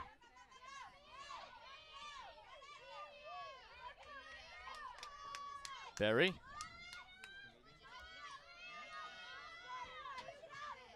Left-footed insert. Trying to find Slora. Romano cut it down. Steps it away from Ruthers, but right there was Kovar. Now Ruthers sidesteps. Diodario gets it over to Slora. Can she get a shot away?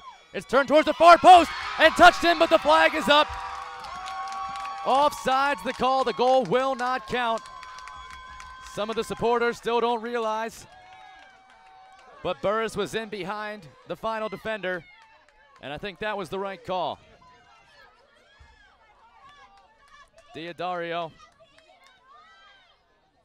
Oh, very nearly what probably would have been the dagger goal.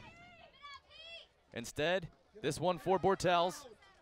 She will race to it, keep it in. And that one sent out. It'll be a goal kick. Berry got to it. 82nd minute. Closing in on just about 8 plus whatever stoppage time.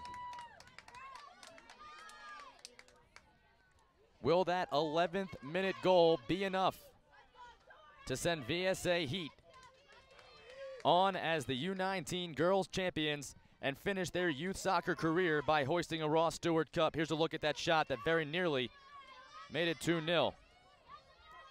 As Slora holding, and yep, there you see, she was in just behind number 7, Gracie Lakowecki. Excellent call by the side judge.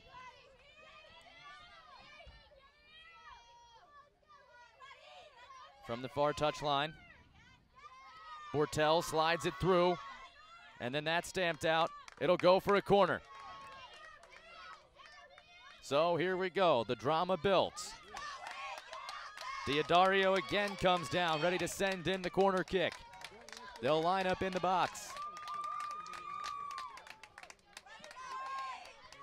Still plenty of time left. Diodario. Line drive to the back corner. The header, it's still alive. Slora got to it. Lakowecki couldn't touch it. Now the race is on as this is sent ahead. Pushed ahead by Height. Can she outwork, handwork? She's stripped up from behind. Referee with the foul. And she's going to reach into the pocket. That'll be a yellow card. Yellow card caution shown here in the 84th minute. But really a good foul. Heather handwork had no choice. If she didn't do that, Height was going to be in all alone with numbers as we get another substitution. VSA Heat going to make a change. Allison Bunner, who's been strong in midfield all game long, will be replaced by Lindsay Egbert from the University of Richmond. Egbert's playing in 25 matches for Richmond this season. Comes on to try to help them hold on as we get another look at the corner.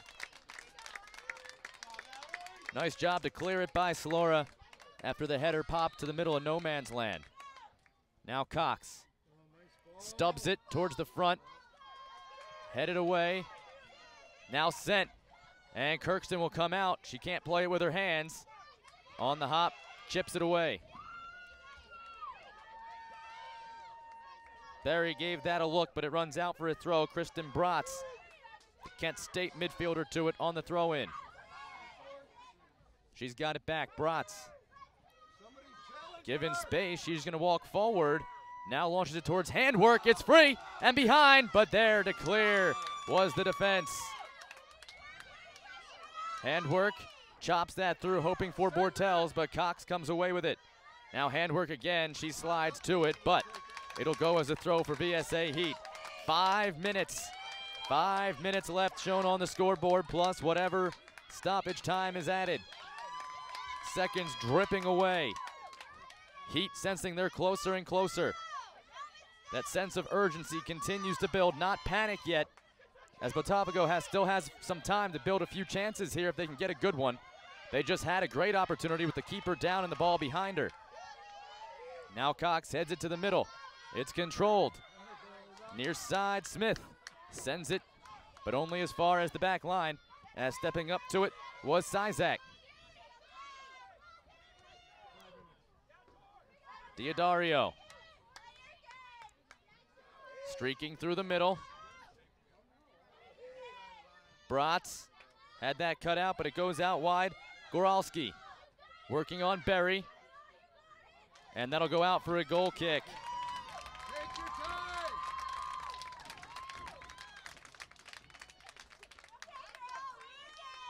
Team Chicago scored 7 goals during the group play, but 5 of them came in one match.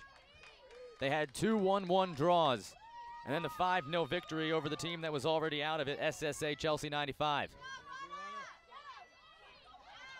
Trying to turn that for Slora, it was close. Now the follow-up is headed on by Slora, but Lakawecki stopped her for the moment. Romano sends it forward, tipped further ahead, tripped up, whistle, and the foul called as Bortles did all she could to get to that ball, and that included taking out the Heat. They get a free kick here from their own half. Cox will walk it up just about as far as she can. Use up every second she possibly can as she surveys. Down the sideline, and that lands out of play. No chance for Kovar.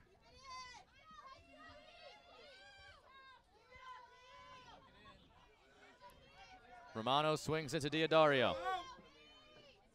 Now she'll boot it. Over the head of Cox. Bortles could be in here. She's got height to deal with. She shakes her off, chips it. What a diving play by Kirkston. Oh my. She was able to get back and get the hands on it. It may have been going wide anyway, but that's not a chance she can take. She deflects it. It'll go out for a corner. Kirkston, the twice defending U.S. Youth Soccer National Championship Gold Glove Award winner, showed why there, getting one of those mitts on it and deflecting it away. Here's the corner, punched in, it's loose, and sliding through and knocking it away. Throw in the attacking third. Goralski. Cox takes it. And she'll be content to just send it out along that far touchline. Again, another throw coming. Still 1-0. Inside 2 minutes left plus stoppage time.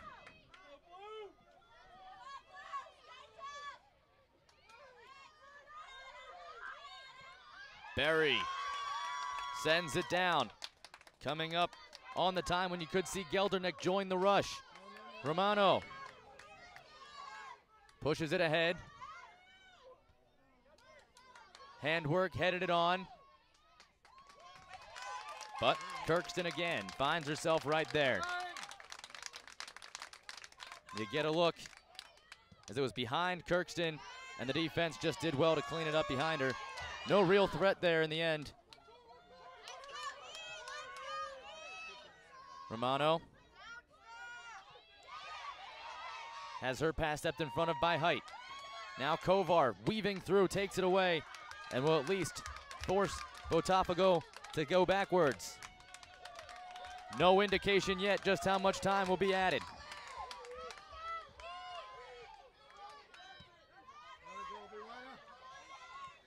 Ruthers bounces it across in the middle. It's knocked down.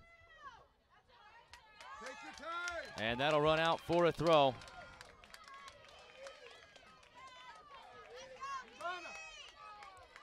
They'll go with Cox to throw it in.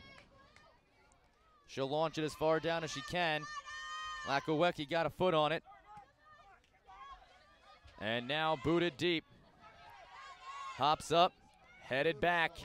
Nice play, Caitlin Height. As now the referee, the fourth official with the board. We will wait and see in about 7 seconds how much time will be added. This one comes through, it may not matter. Ruthers to it, can she finish? It's high, 2 minutes. 2 minutes of added time will be put on. As the clock here reaches 90. Your time on your clock will keep running. This is headed back for Cox, who pops it in the air. Ruthers comes over. Slora stamped out.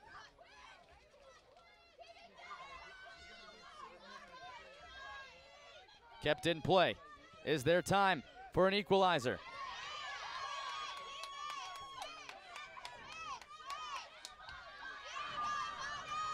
Szwiskowski turns it.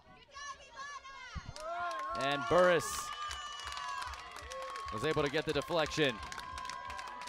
Just about 1 minute left before we expect to hear the referee's final whistle. Cox, the long throw. Slora gonna be the first to get there. She settles. Will she take it to the corner? Pretty much. As now she's worked off the ball. And rolled ahead. Handwork, stopped dead in her tracks. And this runs out. It'll go as a throw for VSA Heat. And the referee going to come over and show a yellow card here at the tail end of the match. Lindsay Egbers. What are you talking about? Not sure what the card was for in that. Perhaps a delay of game foul there. As they started up again as quickly as possible. Handwork settles, it's kicked away. Kovar got to it, another throw in coming, they need to hurry. Lakowecki comes up, and there it is, the final whistle. And for the second time in 3 years, the VSA Heat are U.S. Youth Soccer National Champions. The Ross Stewart Cup goes to the Region 1 champs, Virginia, as they win it 1-0. An 11th minute goal stands up the whole way as they will celebrate here, the national champions of the U19 division, coming together to win a Virginia State Championship, working through the Region 1 championships, and then after going 2-0-1 in group play, winning the round robin portion, they hold true and get the 1-0 victory that they needed, and they avenge their U18 loss to this very Team Chicago Academy Botafogo. Round of applause for the supporters as they celebrate the twice reigning Golden Ball winner, Megan Cox, the twice reigning Golden Glove winner, Taylor Kirkston. They celebrate as this team, the VSA Heat U19 girls, have won 2 of the last 3 and been to 3 straight national championships. Outstanding effort all the way around. The defensive line was certainly the MVPs of this match. The 2014 U.S. Youth Soccer National Championships are brought to you by the National Guard, the official armed forces branch of U.S. Youth Soccer and presenting sponsor of the national championships. By Nike, the official suppliers of U.S. Youth Soccer. By Capri Sun, the official ready-to-drink juice of U.S. Youth Soccer. By Happy Family, the official on-the-go superfood of U.S. Youth Soccer. By Kohl's, the official department store of U.S. Youth Soccer. Also brought to you by Liberty Mutual Insurance, an official sponsor of U.S. Youth Soccer. Brought to you by Nestle Nesquik, the official post-game drink of U.S. Youth Soccer. Skills is the official player performance training sponsor of U.S. Youth Soccer. Sports Authority, the official sporting goods retailer of U.S. Youth Soccer. Wilson Trophy Company, the official awards, medals, and pin supplier of U.S. Youth Soccer. NSCAA, a proud partner. And also by MLS, U.S. Youth Soccer is the official grassroots partner of MLS. and by Turbo Sports Group, the official video streaming production company of the national championships. The U19 Girls champions, the Ross Stewart Cup hoisters, are the VSA Heat Blue from Virginia. Let's go back now and take a look at the highlights from this match. They were a doozy, and it was VSA getting off to an early bombardment of chances before finally cracking through in that 11th minute as they celebrate dumping water on their coach as they get ready to hoist the championship trophy.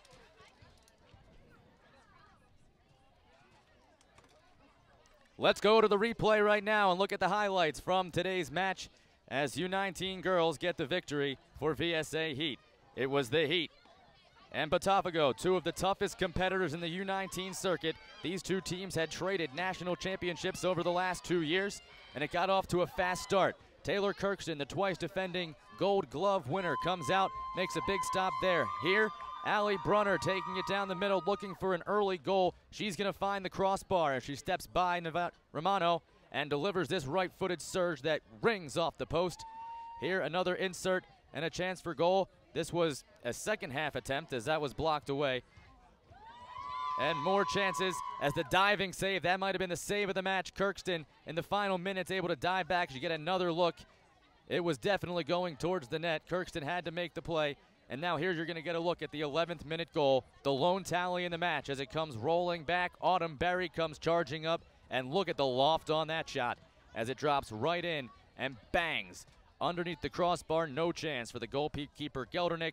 That goal in the 11th minute holds up, and there you see the celebration as the final whistle blows, and the U19 VSA Heat Blue from Virginia are celebrating their second national championship in 3 years. Botafogo certainly gave them a run for their money. It was a well-contested second half. Lots of fun to be had, and lots of fun still to come. We've got the boys U19 final, the James P. McGuire Cup. The oldest youth American sports trophy is up for grabs, but for now, VSA Heat celebrating their Ross Stewart Cup championship. Until we come back with the U19 boys final, on behalf of our entire production team, U.S. Youth Soccer, and all those at Turbo Sports Group, again, my name Jake Levy. The final score from Maryland SoccerPlex on the stadium, Field 11, is 1-0. Virginia Soccer Academy Heat Blue defeat Team Chicago Academy Botafogo. This has been a presentation of the 2014 U.S. Youth Soccer National Championships presented by the National Guard. We'll be back with the boys U19 final in just a bit.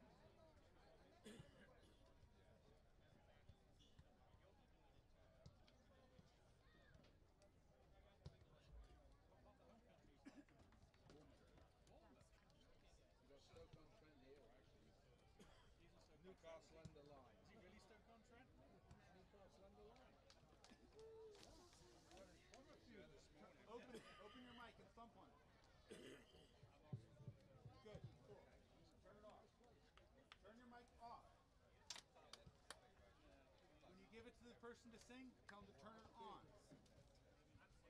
Oh, you're singing. Okay.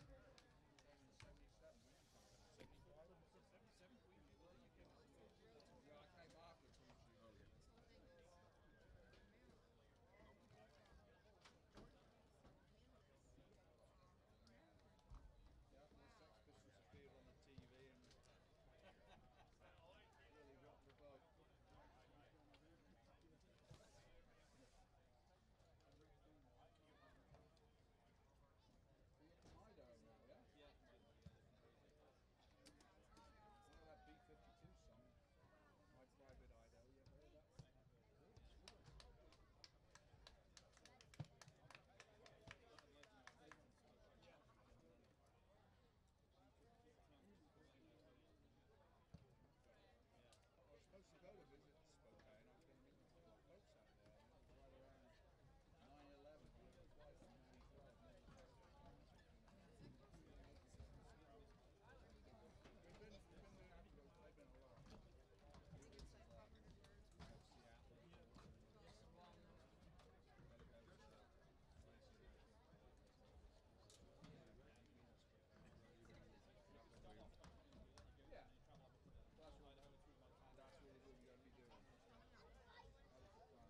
plan. That's a beautiful country out there. Idaho too. Yeah. How's your team doing? Oh, do you? Okay.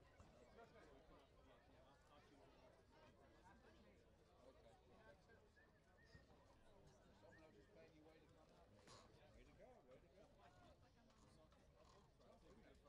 Now, soccer's flying. I mean, you say football, then you get misunderstood. I used to live in Tennessee, and I had to pull a football down there, got me big trouble. Welcome to the Maryland SoccerPlex.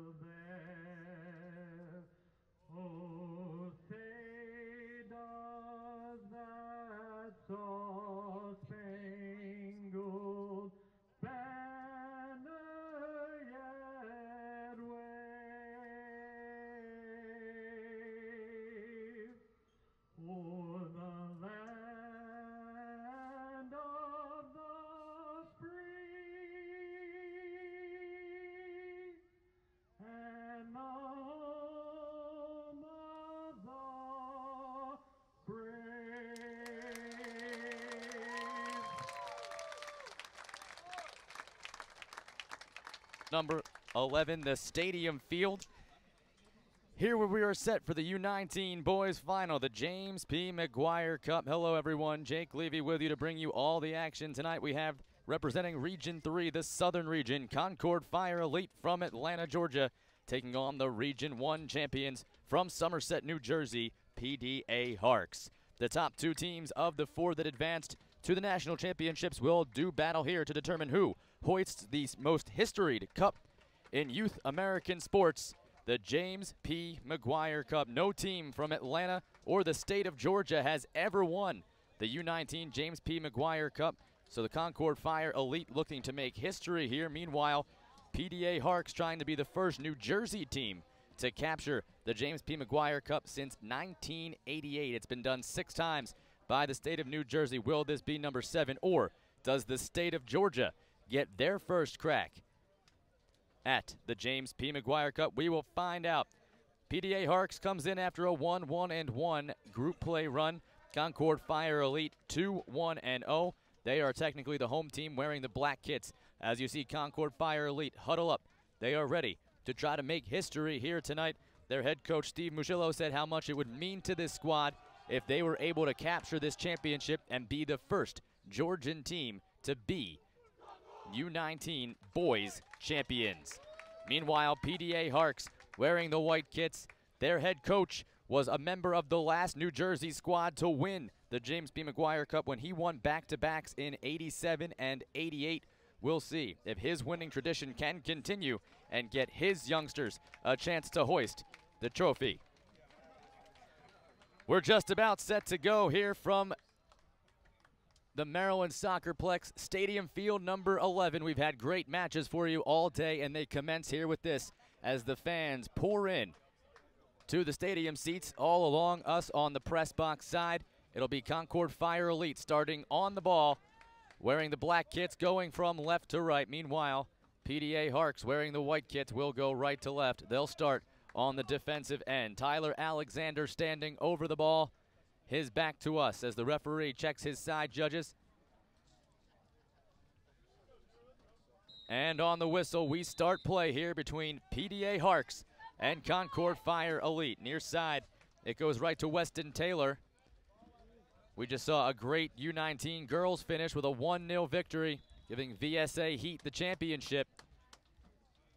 They were the Region 1 champions. Can PDA Harkes, the fellow Region 1 victors, also follow up as national champions? We got our first whistle from the referee as a free kick was given to Concorde Fire. Here's Salomon Lorenzo as Lorenzano sends it to the middle. Poor switches field. This one blocked off for a moment by Aaron Freeman. Now played with by Harkes. This one comes free. It's picked up by Poor. Turn towards the middle. One touch off to the 18, but turning with it there is Leandro Lamachi as he turns and plays it upfield. Gets it as far as midfield where it was blocked down. Now trying to fight through with it was Rhett Webb. He has it taken away. It comes to midfield. James Murphy, far side. Touched on. Alec Newman. With that blocked away, Cameron Rohani now. Rohani turning. His pass, but a stumble by his Fire teammate allows for an interception by Harkes.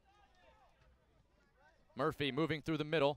He gets it back. Both teams going to feel each other out a little bit here. They just played each other 2 days ago. On Thursday, they played to a 1-1 draw.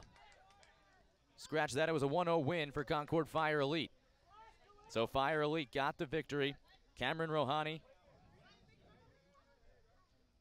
got the lone goal in the match. And that goal was what gave them the victory in the group play. Here's Chansey. Henry Chansey, a midfielder from Ohio State. He turns it back, Salomon Lorenzano. Taylor. Looking towards the middle, Poor heads it along. And he was hoping that Rhett Webb would make that run, but instead it continues on and rolls out for a throw-in. Great crowd on hand and still filing in. to watch the James P. McGuire Cup Final. PDA Harkes representing New Jersey, Concorde Fire Elite in the black kits representing Atlanta, Georgia.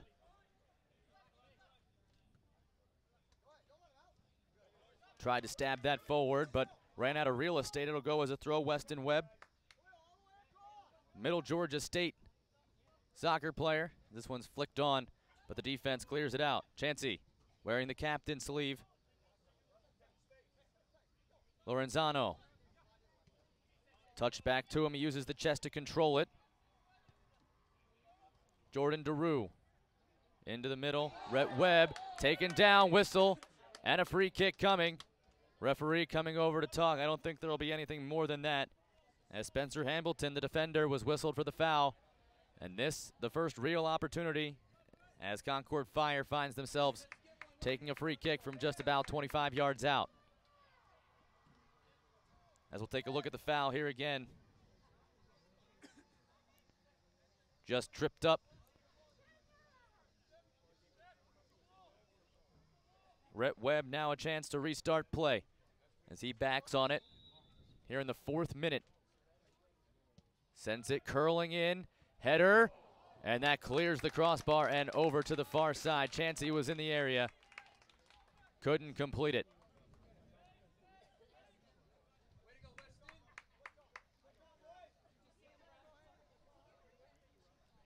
New Jersey PDA Harkes started their championship run with a 4-3 victory over ironbound SC Inter for the New Jersey State Cup. They would beat them in a rematch 2-0 in the Region 1 semifinals, then go on and beat Beadling Soccer Club from Western Pennsylvania 1-0.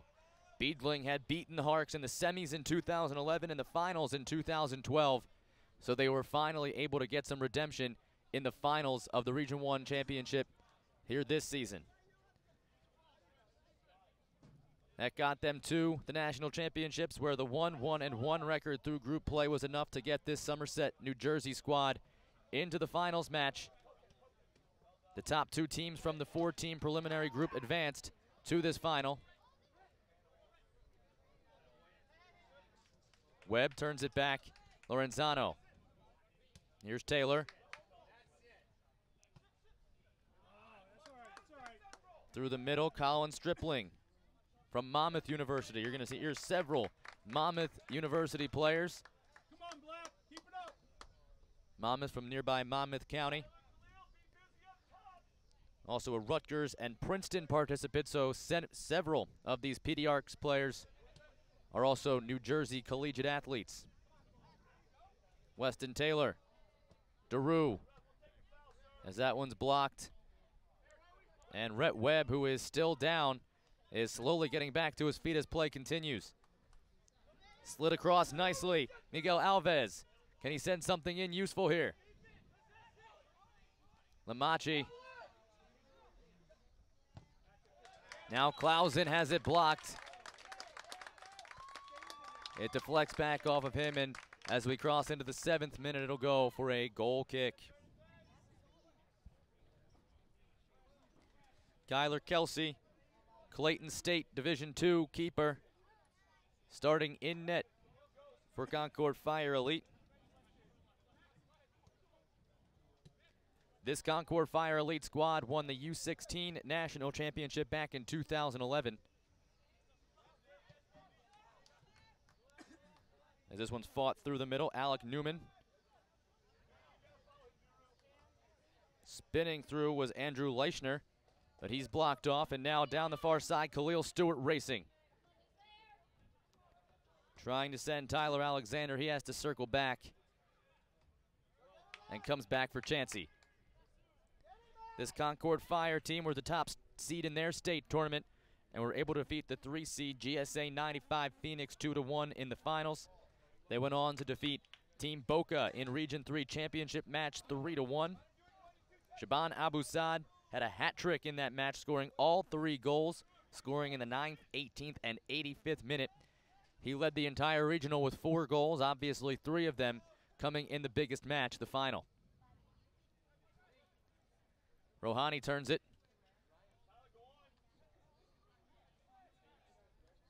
Abu Saad is not with the Concorde Fire here on their national championship run. As with a lot of these U19 teams, you see the rosters shuffled around. Players have collegiate responsibilities, and, well, they're part of the real world now. Lamachi takes it up.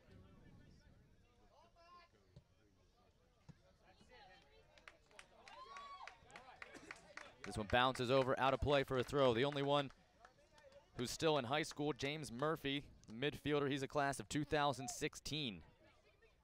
So getting some experience playing with the big boys.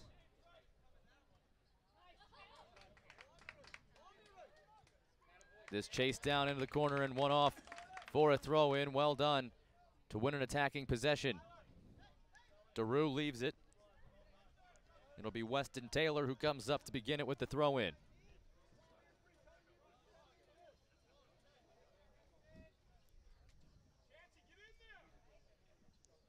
These two teams were scoreless the first time they played until the 85th minute. There, a shot and a save made, and it trickles wide. Oh, what a save in net. Useful as they got the shot away. Chansey was wide open in front, and the keeper able to stop him cold in his tracks. The throw in netting the chance there, but they can't net the actual goal. Rhett Webb has that knocked away, was last touched by Webb. It'll be a PDA throw in. Miguel Alves to the middle.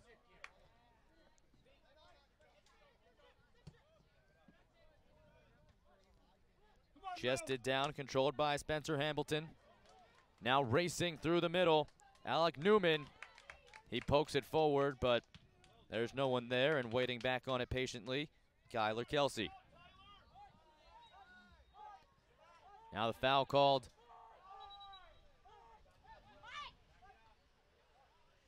As we'll take a look now at the replay on the chance off the throw in.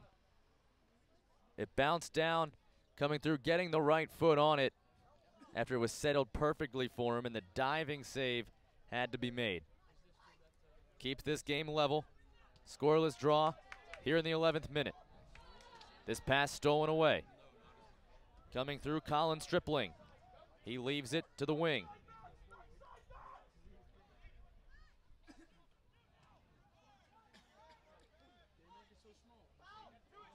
With it now, Lamachi. He tried for Negro, it was bounced off, but only as far back as the midfield as it's headed on net. And it trailed just wide. Goal kick coming. There's the first real chance for PDA Harkes, as David Negro, the forward from Monmouth University, got his head to it but couldn't direct it.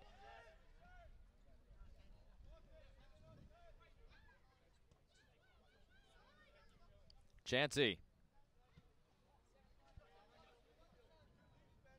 Weston Taylor for Daru. Lorenzano back to Daru.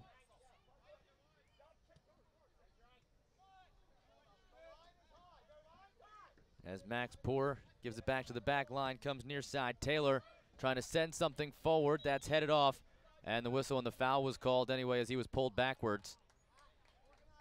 As you're going to take a look at the replay here. Perfect send in, and the header hit flush just off to the left side of the post.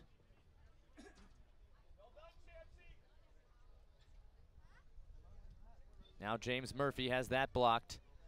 Another try to get it downfield as Poor was trying to defend. Matthew Clausen was coming flying in. He couldn't get there in time.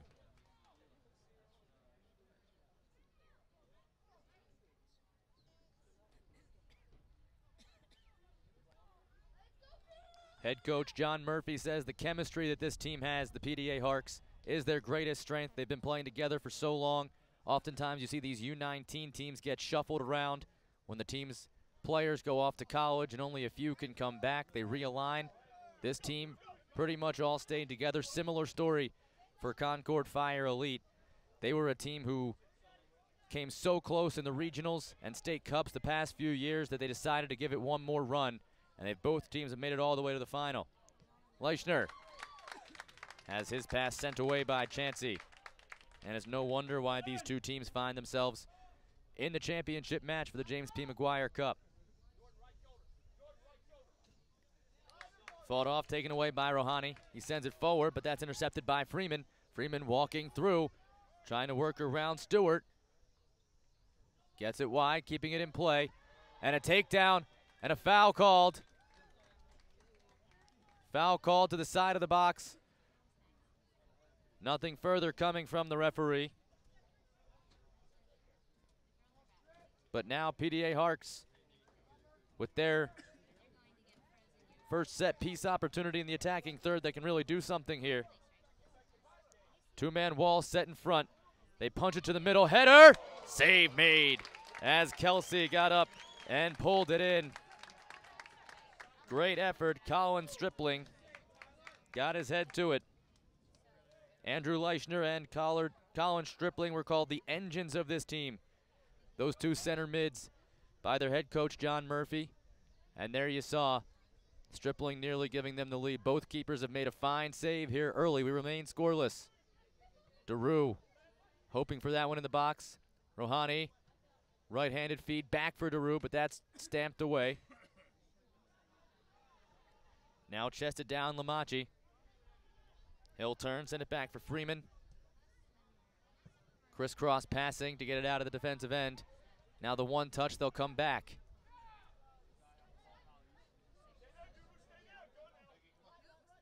Near side, here's Alves. Spencer Hambleton walking his way up. Now sends it past a running Negro as it rolls all the way in. As you'll take a look at the set piece opportunity. Oh, so close. Stripling hit it well. Keeper was positioned perfectly. Otherwise, that was a clear goal. Chansey, near side, finds Poor. Near side, Weston Taylor rolls it through for Chansey again. He pokes it ahead. Comes inside for Rhett Webb. Webb serves one in, and sinking on it is the keeper, and hauling it in, Kieran McCarthy. The Villanova Wildcat in the orange keeper top pulls it in.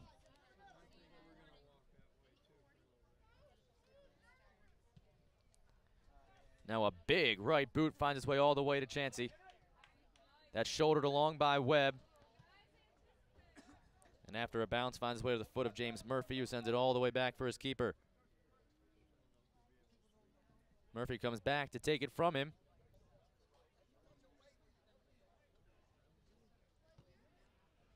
Now he'll try a cross-field pass. That's intercepted by Weston Taylor, started with a header. Big collision in the middle of the field. We'll see what the referee's decision is. That foul is going to go against Concorde Fire. As just a little bit late getting to the party. That was Cameron Rohani, and a yellow card is shown. So Rohani booked here in the 16th minute as you see it again.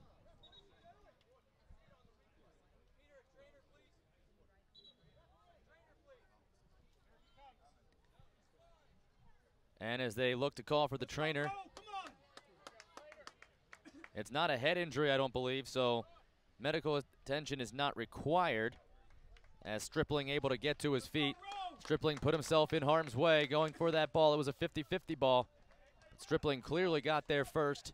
Rohani was charging in. Both these teams certainly do want the James P. McGuire Cup, and there is the proof. Yellow card booking for Rohani, so he'll have to be careful the rest of the way. This one flicked on in, and Kelsey has to pull it in. He had a runner coming straight at him.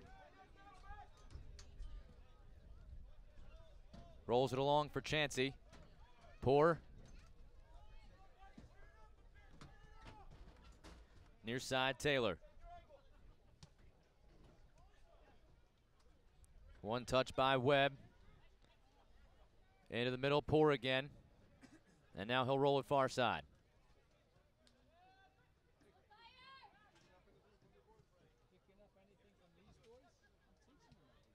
Lorenzano for Chansey. Tyler Alexander keeps it in play, but that's where the Harkes will grab it. Still fighting for it. Khalil Stewart tried to drag it free. He wins possession. Daru can't control it in the box.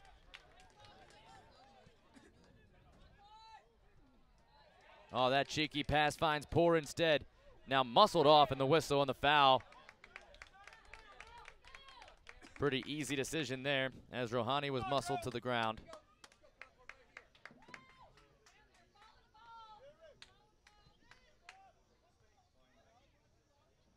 Taylor. Daru. Rohani tries to touch it back to Webb. It's blocked, but he gets it back. Webb weaving. Now it comes through for a rolling shot that goes wide. Khalil Stewart got to it but couldn't turn it on net as he had to hurry and thought he wasn't in great position to take that shot. He got what he could on it.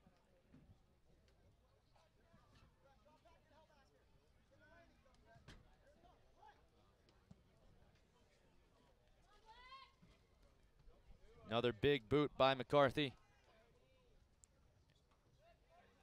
Poor. Taylor for Poor again. Lorenzano.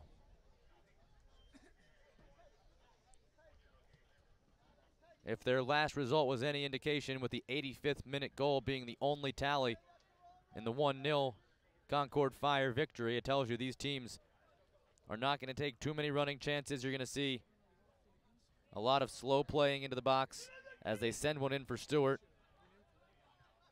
Poor. Daru heads it on. Crossing through to the top of the 18. Stewart reversing field now. And the left forward takes it over. It gets it bumped out. It'll go for a corner kick. The last remnants of daylight slowly fading away. The lights shining brightly. The final match to be played here Saturday night. The lone night game, true night game of this tournament, the 8 p.m. James P. McGuire Cup Final. Daru will take it from the corner. He rolls it in. It stepped away. Taylor, back for Daru. Left-footed insert. Popped up. Headed towards the box. Stewart giving chase as flushed away. Still up for grabs. Poor jumped for it, but it's pulled in by Harkes, and they're able to send it away. So they do finally clear it. Lorenzano turns it as Concorde retains possession here.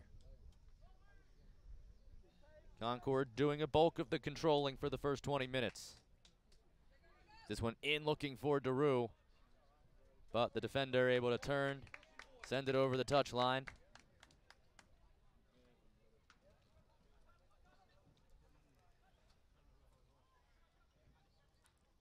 Lorenzano. Here's Poor. Inside Rohani. Fighting. Drives one with the left foot along the end line, but right there to snare it, McCarthy.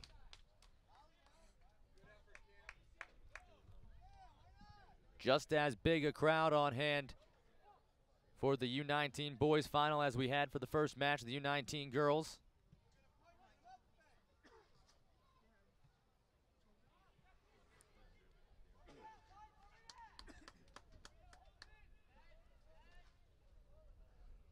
Chansey.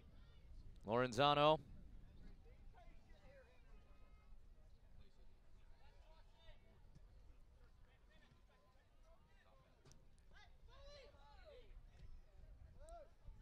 Back for Lorenzano again as the Harkes apply pressure. Now hoping for Poirier to step around the referee, but did well to get there.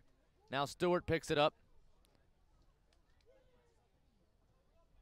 This one knocked out. It'll go for a throw for Harkes. You notice Stewart, the lone player, wearing a slightly different jersey. It's still black, but his with the numbers in a charcoal gray, and he's got white capped sleeves.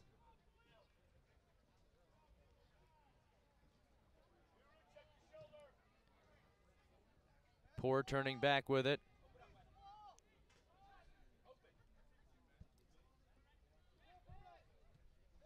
Through the middle, Webb uses Daru. And now it's back for Daru. He's got it just in front of him. Oh my, Daru a step behind, otherwise that could have been trouble. Taylor finds its way again, this time onto the foot of Alexander, but he couldn't turn it. Poor. Oh, lovely touch. Whistle silent.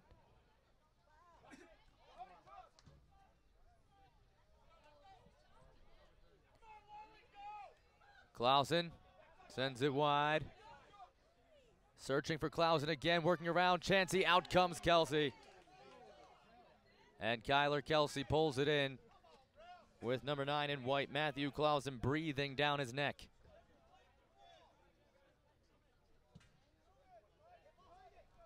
'24th minute. We play 45-minute halves here with U19.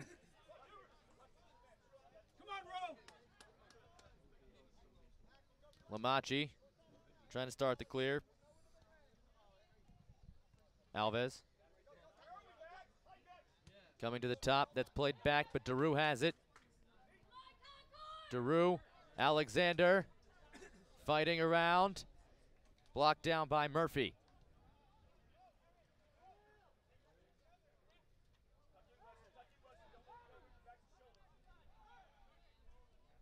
Leichner.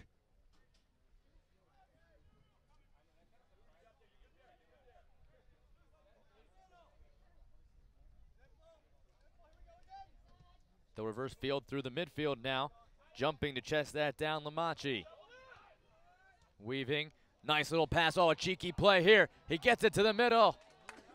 Stamped out. Solomon Lorenzano had to come back and clean it up after a nice little flick pass. They were in.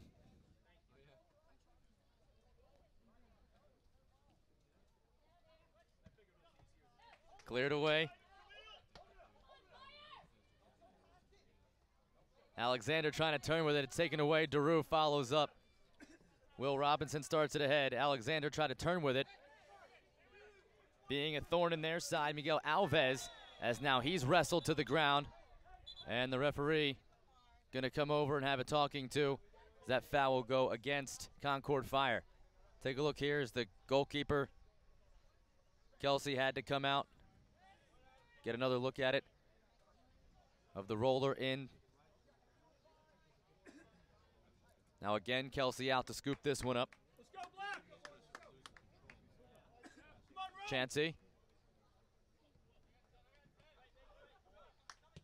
Weston Taylor skies it, well-timed run. Stewart in. Oh, he's got to finish here. It's blocked away. It's still loose. In comes Alexander, and it's cleared. Oh, Stewart beaten one-on-one. Kieran McCarthy, his second fine save of the early goings here. Harkes tried to quick start it. Referee says hold up a minute. Not sure what the reason for slowing them up as we take a look at this chance here. Stewart on the perfectly threaded lob pass. And then just making himself as big as he could. McCarthy, he might have saved that with his face. And the referee coming back to talk to him now. I wasn't kidding.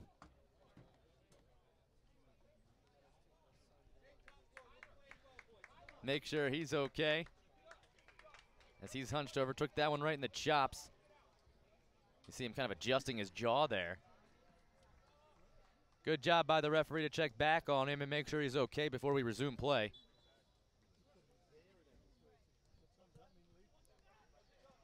And now the free kick. That's flicked in, but Chansey was there.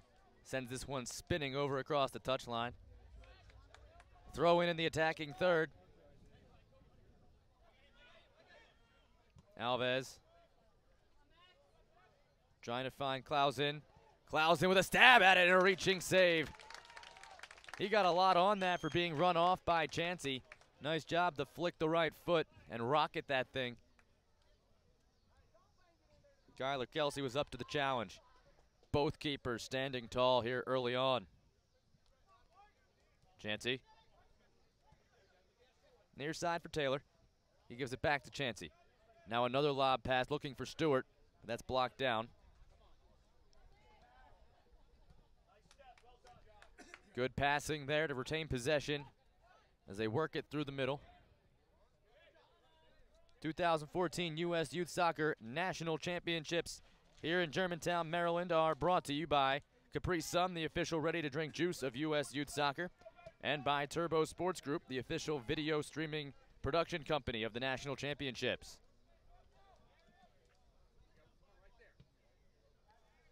Moved along through the middle, Leichner. Now it's Stripling. He rolls it ahead. Leichner. Oh, that's useful. Coming inside. It's Murphy with the shot. And he drives it over the crossbar. Substitution signaled as PDA Harkes looks to be making the first change.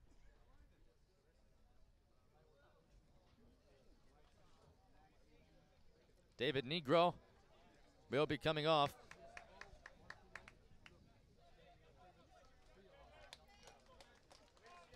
As Harkes with the first change of the match, you get 28 substitutions total.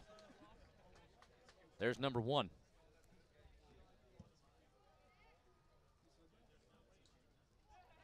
Headed.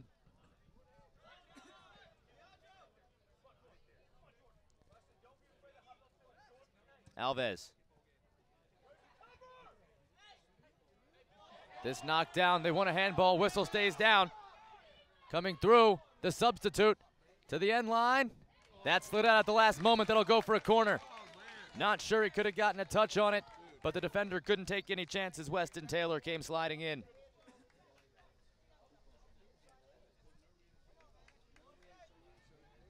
Long walk down to the corner. Lamachi will take it as you take a look at the replay.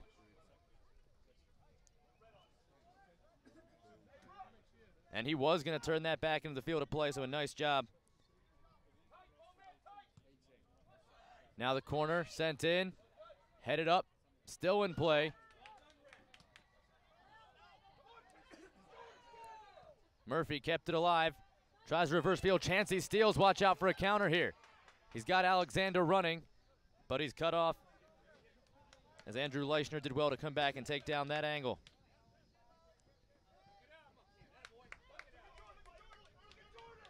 Taylor for DeRue. Taking it to the corner, crosses it. Alexander can't get ahead on it, it's too high for him.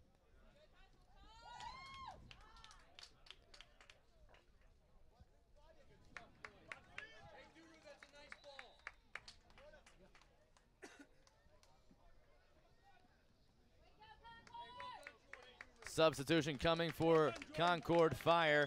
DeRue going to come out of the match.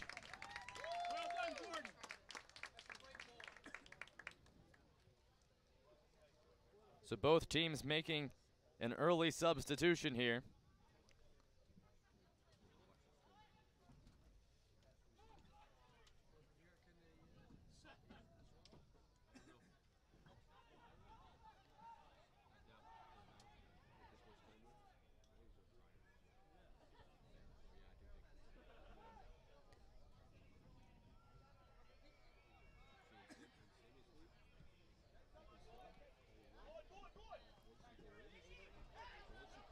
Alves working his way through. Chansey stomps that out. Knocks it along for Webb. He rolls it near side. Sent towards the middle. Headed down by Alexander. He turns, sidesteps Leichner, and then tried to send it over and muscled down as James Murphy came back. Now he carries forward.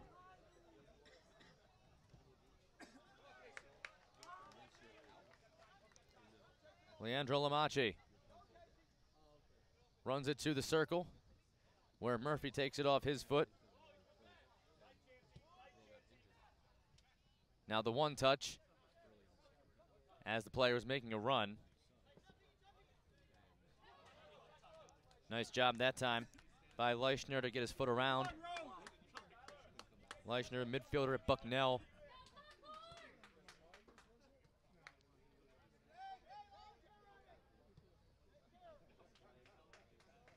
Cameron Rohani, who was yellow carded earlier, sends that to the far side. Walking in, Stewart. Stewart fighting, gets the shot away right into the belly of McCarthy, who had him played perfectly. Stewart was able to poke that ahead to himself.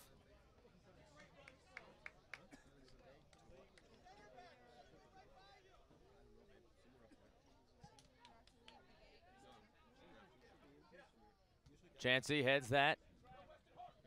Weston Taylor continues it along. And whistle and the foul called on Andrew Leichner. Let's take a look at it again on the video board. The shot, Stewart worked himself free, had everything to shoot at, but McCarthy had him played well. Chansey, Lorenzano. Tries far side, don't like what they see, they go back to him. Now they go completely reverse. Roll up the middle, it's Poor. One touch back to him. Weston Taylor tries to play it in the middle, but didn't get enough on it. Stolen. And now a nice speed burst. Down the near side, can they get it in? The shot blocked down, it's loose in front. Rhett Webb got there. Rhett Webb able to win the race, and he needed to. He'll send it out. It'll be a throw-in for PDA Harkes. Seen some early chances for both sides. We remain scoreless here in the James P. McGuire Cup. As you're going to see another angle at this shot. Just able to speed by the Ohio State Buckeye Chansey. And then getting the hands up in front of his face and knocking it down, Kyler Kelsey. The throw into the box is a good one. And that's headed away. That'll go for a corner kick now, as Chansey had no choice but to play it out.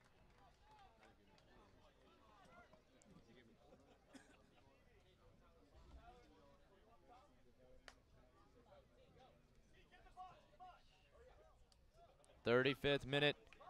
PDA Harkes, New Jersey, and the White Kits representing Somerset, New Jersey. Can they strike first here? Long volley.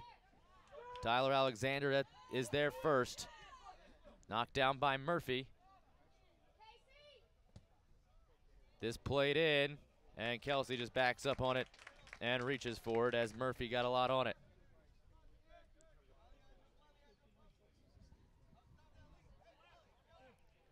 He walks to the far side of the 18, then throws it back near side, giving it to Weston Taylor to start things out. Poor, back for Chansey.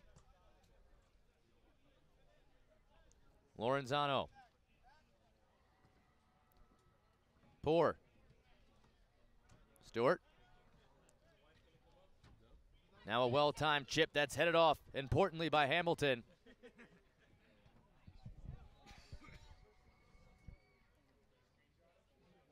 Poor. Stewart.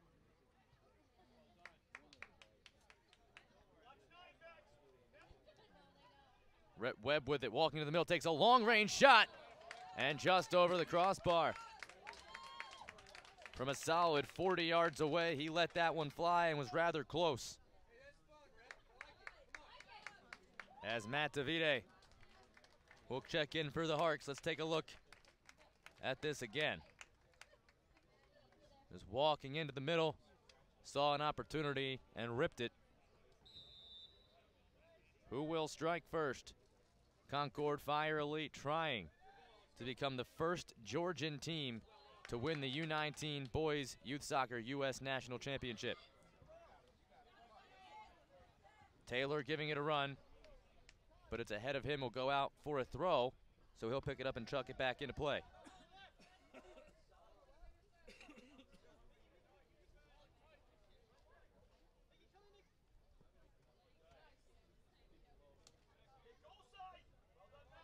Poor trying to fight through.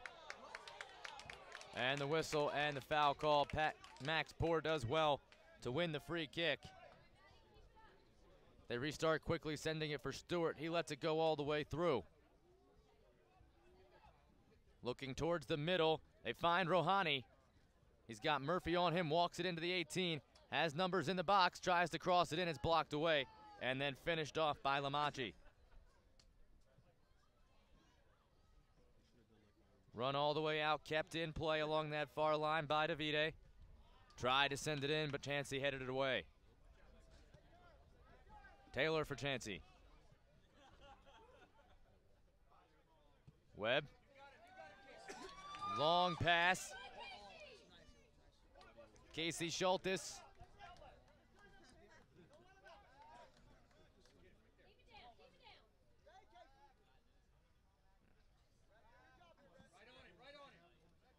This one sent forward. Chansey heads it down. Was able to get over the top and win that possession. Now Webb skies it. Rohani heads it along. Alexander gives chase. But Colin Stripling in his way, and the keeper, Kieran McCarthy, out off his line to field it.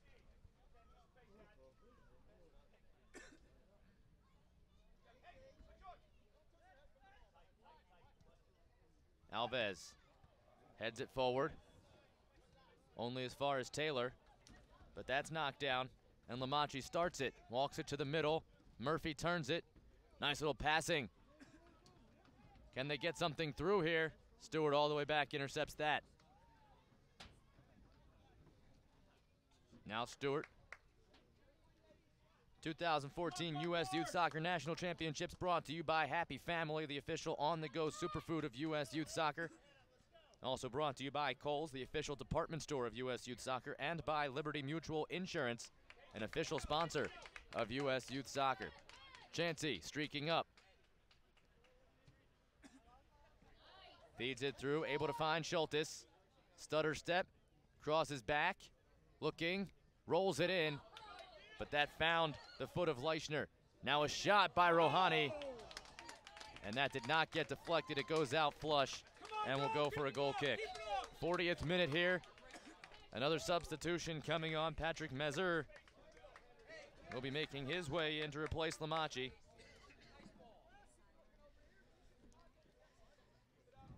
So Mezer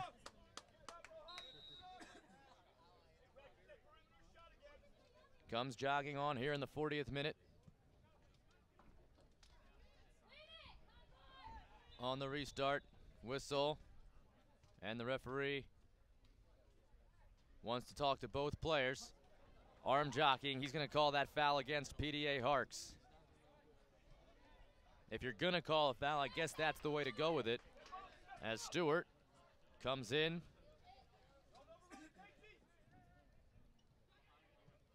One touch by Rohani, looking to go back to Stewart. Instead, he found the foot of Stripling, who sends that out across the far touch line.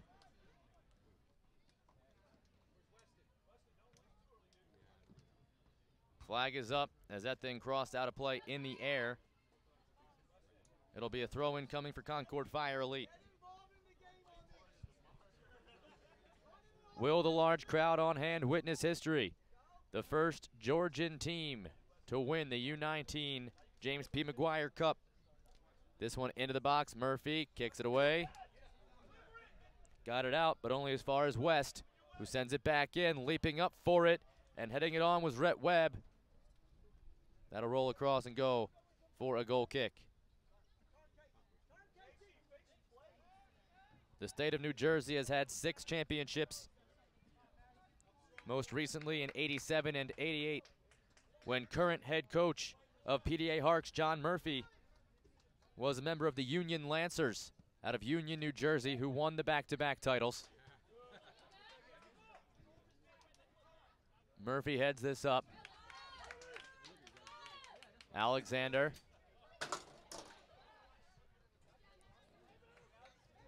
Off the touch. Oh, that's useful. Trying to get there and muscled off of it. Mazer was trying to run down, but he was cut down by Weston Taylor, winning the throw. Lorenzano. Well touched. Stewart. Poor.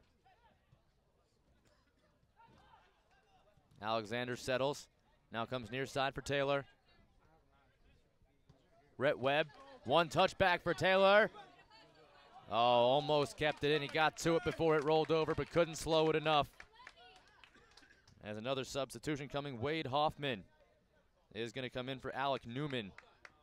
PDA Harkes making another substitution here in the 43rd minute.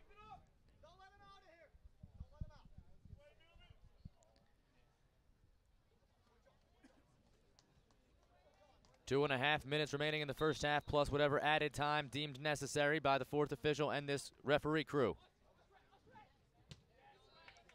Webb sent that forward, but only as far as Mazer. Had it taken away by Casey Schultes. Schultes angling in, into the box. He has it slid away, and it goes out for a corner. Dangerous slide tackle there. Spencer Hambleton did well to come back and get to it, the defender out of Rutgers University. As you'll take a look again, walking into the box, and what a timely tackle that was. Schultes, who just had it taken off his foot, will now restart it. Corner kick sent in. Alexander. His header canceled out. Sent flying away. It'll come for a Concorde Fire throw.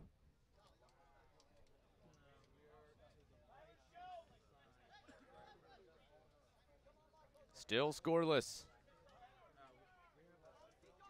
Remember, it took until the 85th minute for these two to finally get a goal when they played in the group stage just 2 days ago. As whistle and Poor called for using that right arm. Free kick. This sent long. Keller Kelsey came out and booted that away outside of his own 18. Now fighting for it, Robinson comes near side, hoping for Poor. That should be a foul, and it is. We'll see if it's anything more. That was a poorly timed tackle. Referee, yep, is going to give him a yellow. Thought he might.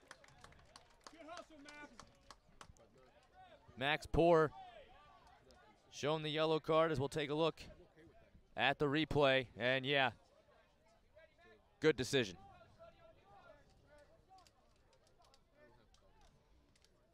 He got all legs that time. Everybody, thankfully, all right. But now that's a pair of cardings for Concorde Fire. A couple of midfielders, Poor and Rohani. This free kick sent in. And that time Harkes called for a foul as they tried to muscle for position. We have reached the end of regular time. We're in stoppage time here in the first half, still scoreless.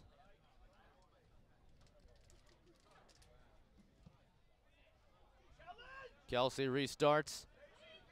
This header moved along. Davide, but only as far as Lorenzano. Poor turning with it back for Lorenzano. And a little bit of a delayed whistle, but the foul is given as Poor was tripped up.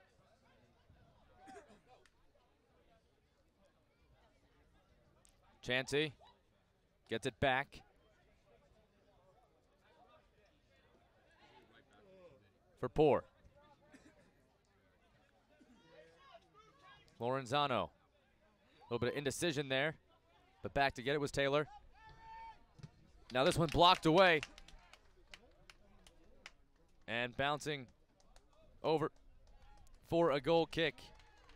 Can't be too much time remaining. There wasn't much stoppage in that first half. No goals, couple of bookings. You would imagine that on this restart or shortly thereafter, we'll hear the halftime whistle. Taylor, Schultes, coming down the sideline. Can they get one more chance to take the lead before the half? Schultes sends it in, sliding with Stewart. He couldn't get it, and it went rolling across before Cameron Rohani could. Now walking it into the box, and the right-footed shot goes out. This will be a corner kick.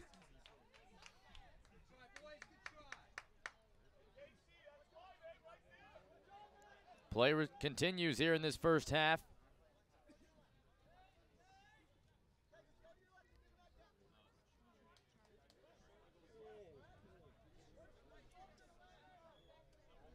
McCarthy with his restart. And there is the halftime whistle. Scoreless after 45 here from Germantown, Maryland. The U19 Boys National Championship James P. McGuire Cup, Concorde Fire Elite, and PDA Harkes both are level with a scoreless draw after 45 minutes. There were a couple of bookings. Max Poor and Cameron Rohani, each receiving yellow cards in the first half. We'll see if that has any effect, both of those midfielders being booked and needs to be careful as they make their way through. But these two teams were scoreless until the 85th minute of their group play match just 2 days ago, so one would expect nothing less than a scoreless draw through 45 minutes of play here in the championship match. Both teams doing a little feeling out. There were plenty of opportunities served into the box, but nothing came of it as both goalkeepers stood tall. It was Kieran McCarthy, the keeper from Villanova, and Kyler Kelsey out of Clayton State, who both had huge saves in that first half to keep their team with a clean sheet and keep their team at a level playing field. It was a lot of fun in those first 45 minutes. PDA Harkes trying to be the first team from New Jersey to win the 2014 U.S. Youth Soccer James B. McGuire Cup. They'd be the first one since 1988. Meanwhile, no team from Georgia has ever won the U.S. U19 National Championship. We remind you the 2014 U.S. Youth Soccer National Championships are brought to you by the National Guard, the official armed forces branch of U.S. Youth Soccer and presenting sponsor of National Championships, by Nike, the official supplier of U.S. Youth Soccer, by Capri Sun, the official ready-to-drink juice of U.S. Youth Soccer, also by Happy Family, the official on-the-go superfood of U.S. Youth Soccer, by Kohl's, the official department store of U.S. Youth Soccer, also by Liberty Mutual Insurance, an official sponsor of U.S. Youth Soccer, Nestle Nesquik, the official post-game drink of U.S. Youth Soccer, also by Skills, the official player performance training sponsor of U.S. Youth Soccer. Sports Authority is the official sporting goods retailer of U.S. Youth Soccer. Wilson Trophy Company, the official awards, medals, and pin supplier of U.S. Youth Soccer. NSCAA is a proud partner of U.S. Youth Soccer, also brought to you by MLS.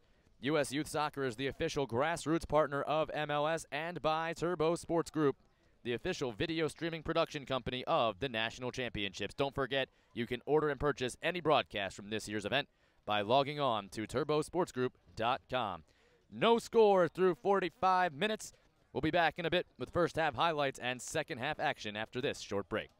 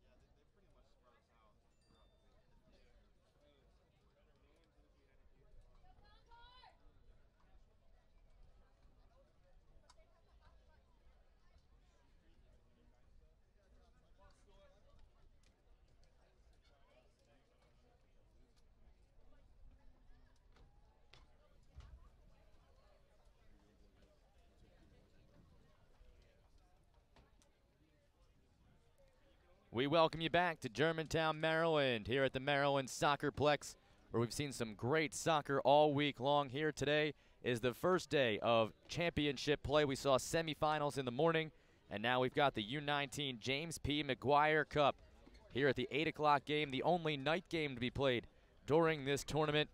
We are level, no score, a scoreless draw after 45 minutes between Concorde Fire Elite from Atlanta, Georgia, and the PDA Harkes from Somerset, New Jersey. Let's take a look at some of the highlights from that first half. There you see the cup that's on the line. No team from Georgia has ever won it. Concorde Fire Elite trying to become the first, and you see they got close here off a free kick, then here off a throw-in.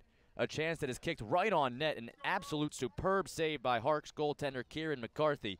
You're going to see a save now here by Kelsey as he watches that one roll wide. Then here he's going to be needed as this one's headed right on net, and look at him reach up over his head and knock it down. He was well positioned, otherwise that surely would have been the first goal of the match. Then here Kelly out of his net, making a big play.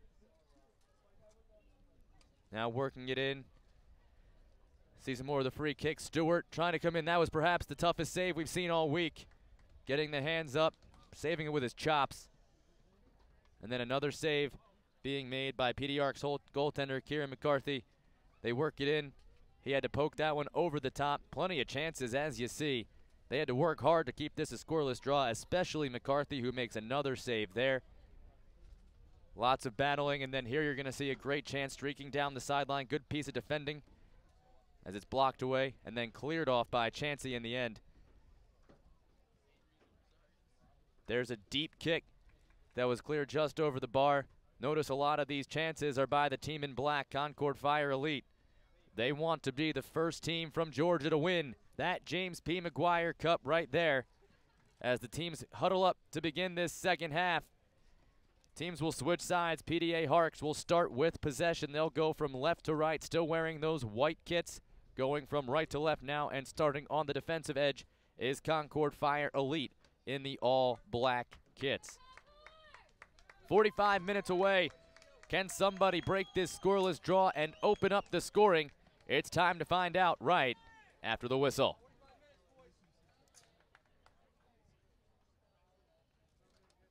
Referee checks his linemen.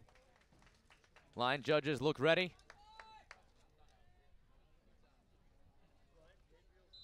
And on his whistle, the clock starts. 46th minute underway. PDA Harkes with possession. They roll it through. That was knocked out. Leichner got a piece of it. Concorde Fire right back on possession. Here's Max Poor. Turning with it. Trying to shake off Alec Newman, who was subbed out in the first half. He's back in to start the second. As now this one corralled by Clausen. Trying to go with Newman for a little two-man combo to get open, but that was sniffed out. Khalil Stewart ranging backwards. He'll get it to Weston Taylor. Stewart tripped up, and the whistle and the foul as he was trying to work around Aaron Freeman. Freeman, the defender from Rider University. Lorenzano rolls it to the far side. Taylor feeds it ahead. Now they work it to the middle. Can Lorenzano turn it? Alexander to it. Got it to Rhett Webb. Goes as far back as Poor. He faked a big shot, then tried to roll it in, but that was well read by the defense. Chansey. Webb. Here's Weston Taylor poking it ahead. Now finding Max Poor. Flick on by Alexander. And that'll just roll. It doesn't go out of play. So having to play that was Miguel Alves. Poor steps in front of that. Robinson plays it in looking for Rohani. He's tripped up. Possession over to the Harkes.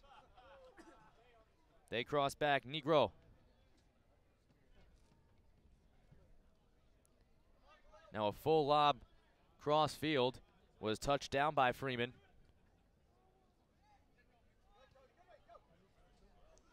And a big tackle, whistle on the foul. We might get a booking here. Referee with a talking to.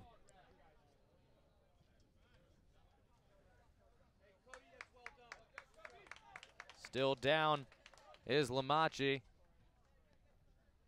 Shaking his wrist a little bit as he gets up. And nothing further will come of this, just a free kick, but the referee does put his foot down there.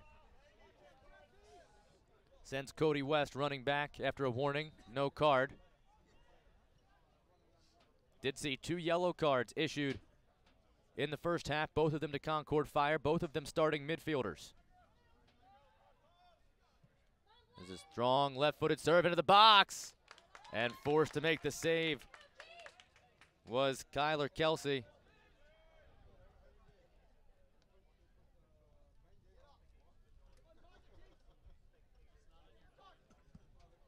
Now he'll send it all the way down.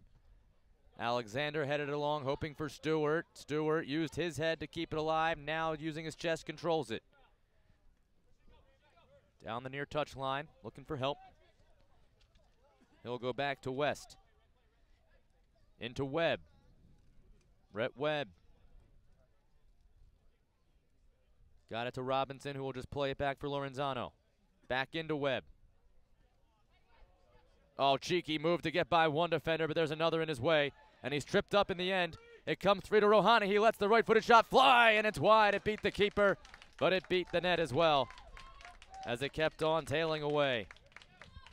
Low rolling shot. Let's go, Concorde! As the goalkeeper just had to watch it go. He wasn't going to get in front of it. And then lucky for him, it scooted on by the post.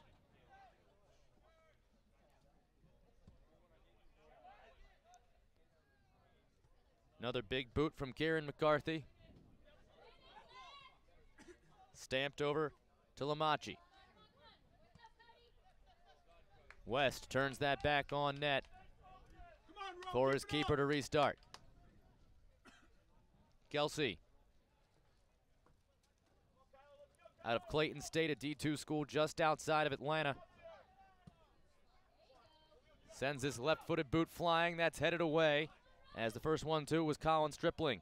Now he's trying to track it down in the corner, and he's thrown off it as he's able to turn it for a throw rather than a corner. And now Rohani, as he was trying to turn, was dragged down, and that's going to be a free kick awarded in a dangerous spot. Tough to see what the infraction was. Perhaps he pulled him down by the jersey. As just on the edge of the pitch, you're going to see an opportunity for a free kick here, virtually a corner.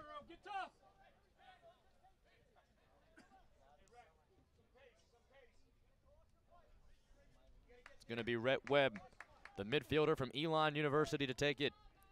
They stack everybody towards the far post. Sends it that way and punched away nicely. Chansey was making the run, and before he could get his head on it, it was the keeper who poked it. They'll concede a corner as Casey Schultes, another Clayton State enrollee, lines up to insert this from the far corner now.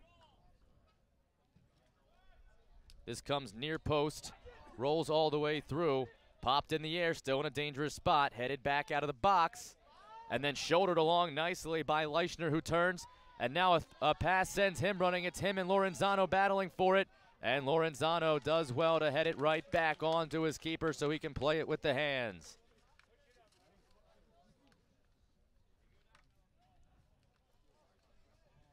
Lorenzano, Robinson. Will Robinson to Rhett Webb. Now Webb rolls it. Schultes. Rohani trying to turn it. Sends it in for Stewart. Can Stewart get some space? He does, but that drive is nowhere close, really. And right off the foot, it was not bothersome. McCarthy ready to restart after the goal kick.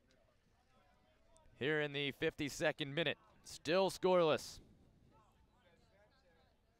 You just get the feeling that one goal will change the whole attitude of this game. We've seen both teams making stretch runs, trying to use lob passes. but both teams also having great defensive numbers in tight. If a team gets behind, that could change in a hurry. Stewart keeps it alive.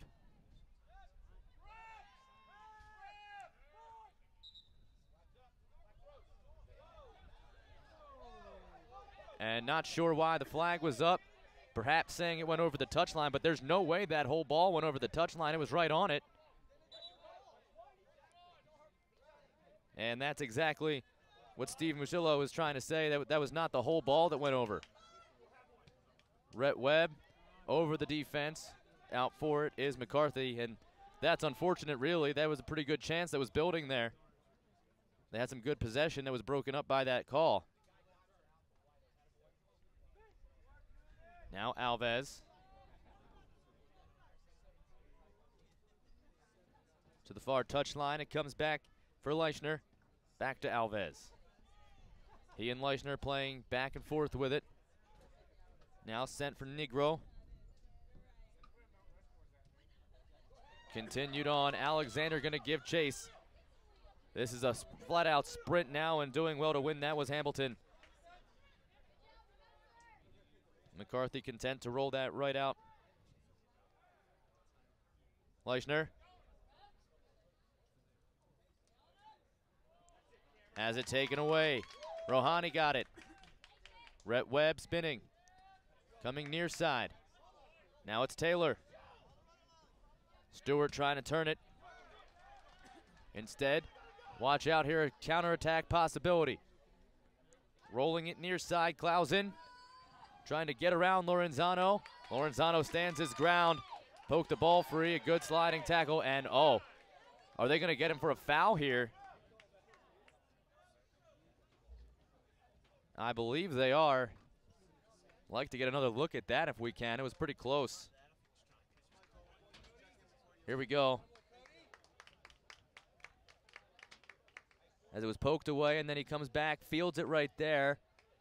And the slide, and it may have got him at the end as he landed, but it was a pretty clean hit at the initial start. Well timed tackle, but the follow-through might have been what got him. Whatever the reasoning, it's a free kick coming. Concorde Fire goalkeeper Kyler Kelsey out to take it. As the wind is picked up a little bit here, it's getting kind of chilly up on top of the press box. Thank you for welcoming us into your homes here for the U19 James P. McGuire Cup Final. PDA Harkes from Somerset, New Jersey, and Concorde Fire Elite from Atlanta, Georgia. Still in a scoreless draw here in the 56th minute. Pushed down by Webb and free kick given. Got the right arm extended. The referee saw it.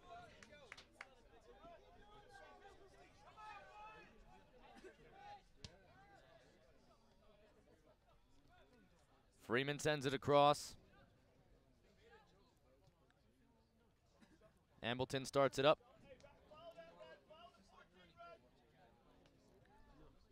Alves was able to poke that forward. Little flick pass. Trying to get it to Lamanchi, but he can't. He'll take another look at this tackle. Nice little move and was stepped on. It's not his fault. He thought the ball was going with him, and it wasn't. Alexander trying to turn. And side judge says it was last touched by Alexander, so it'll go over to PDA Harkes.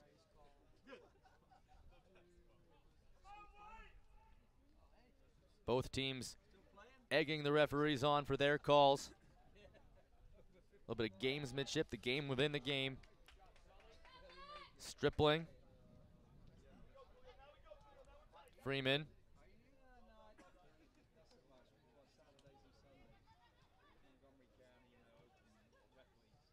Lamachi deflected on.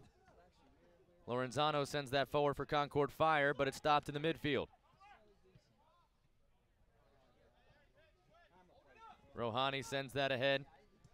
This blocked off. Now a send for Stewart. He's in. Can he finish here? He does! Stewart! He got it off. He beat the keeper. Unbelievable finish.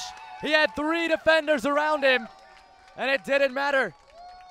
There it is, the opening goal of the match coming in the 58th minute. Khalil Stewart, has given Concorde Fire Elite the second half lead.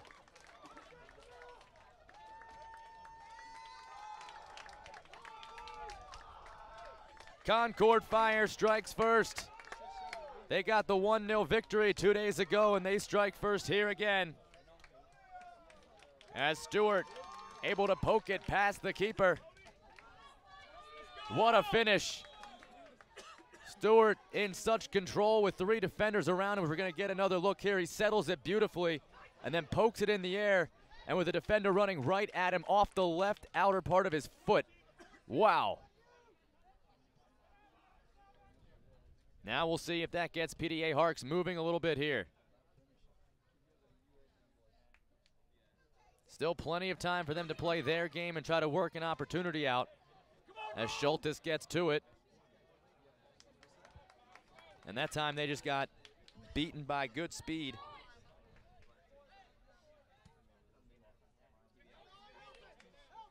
Chansey racing back. He's tripped up, and there's the flag up, foul called. Didn't look like much, but knocking him off the ball and sent him to the turf.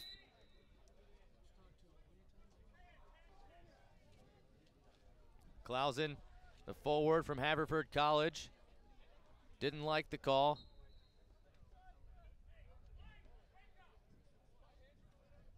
Let's go, Rowe!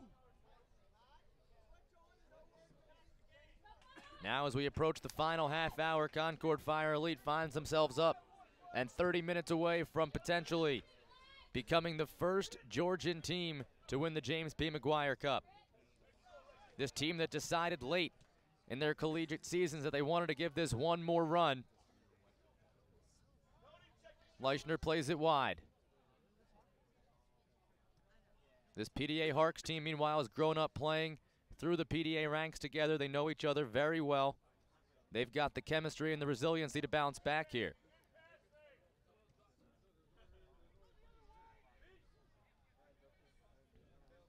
Rohani tripped up from behind, and as Leichner tries to step through, that's when the whistle comes.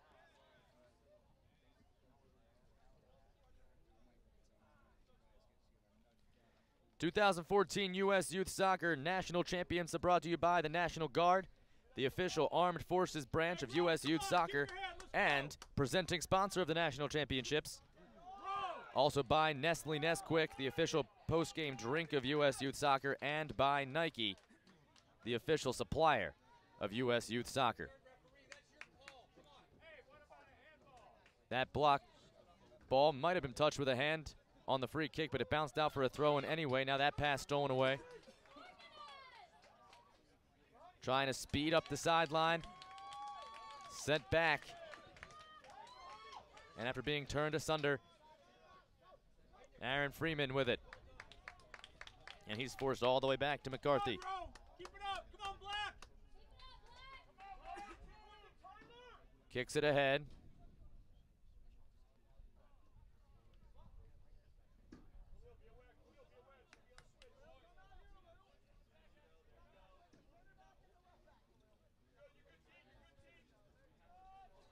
Pokes it ahead now, working through the midfield.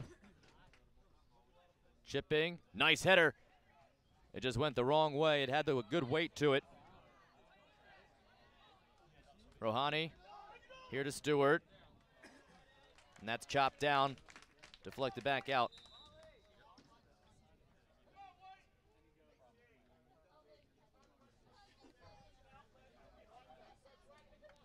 Substitution here as Lamachi's going to get taken out. We got to get another forward in the match for PDA Harkes. They're going to try to get some offense going.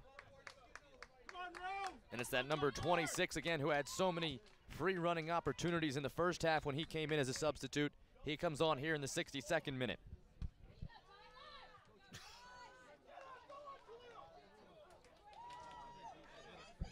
Schultes lets it fly. And a sliding block off at the last moment. Hambleton got over. Nice feed from Alexander to Schultes, and that play developed very quickly. Now the restart quick into the box as well.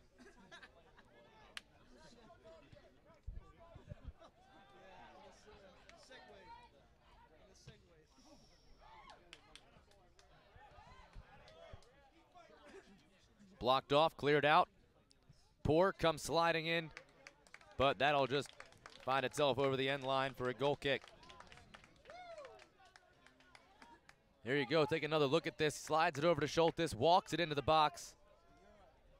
And then a good sliding block to prevent that from even getting in on keeper Kieran McCarthy.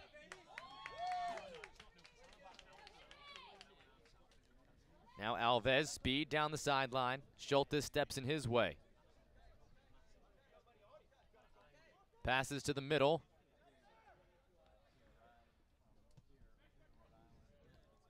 Inflict on net and just wide. Oh my, it was close. The substitute we mentioned, he had some free running opportunities in the first half. Has another opportunity here to equalize the game. Steered it just wide.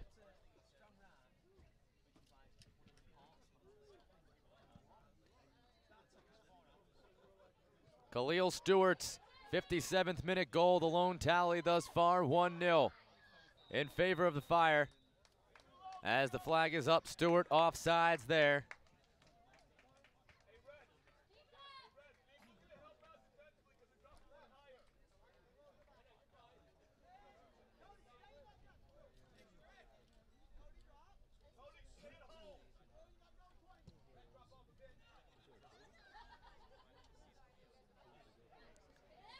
This one played through, rolled near side.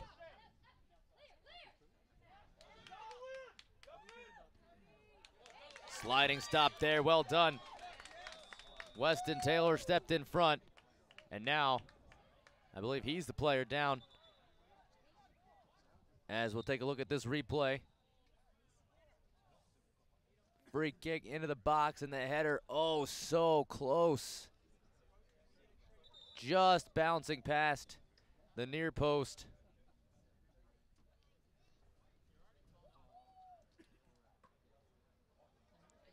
As a yellow card is shown. So the first yellow card issued to PDA. As that was Cody West who was tripped up. He's trying to walk it off right now.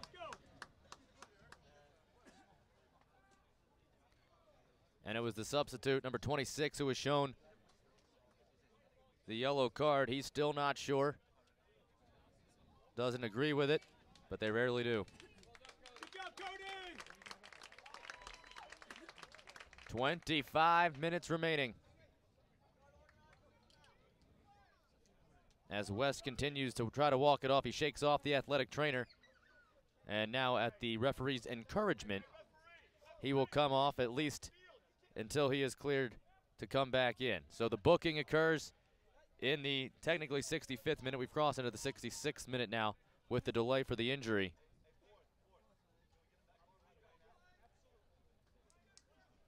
As you get a bird's eye look, the Maryland SoccerPlex here from Germantown, Maryland, the host site of the 2014 U.S. Youth Soccer National Championships. Third time Germantown, Maryland has been pegged as the host. They hosted back-to-back championships in 2002 and 2003. And now here in 2014, we've really had a pleasant week. Great weather. Rain has held off for us all week long thus far as this bouncer is sent away. Weston Taylor clipped it. Now Stewart with the tackle, and he looked to be early, and the yellow card shown. Perhaps referee trying to make sure this game doesn't get out of hand. We're going to take a look at this again. Coming to it, he's sliding already. I mean, that's a pretty good time tackle. Looking at it on the replay video board, it could have been called a foul. I agree with that, but a yellow card is a bit over the top if you ask me, although no one did. Chansey cleared it. They wanted a handball, didn't get it. The whole sideline calling.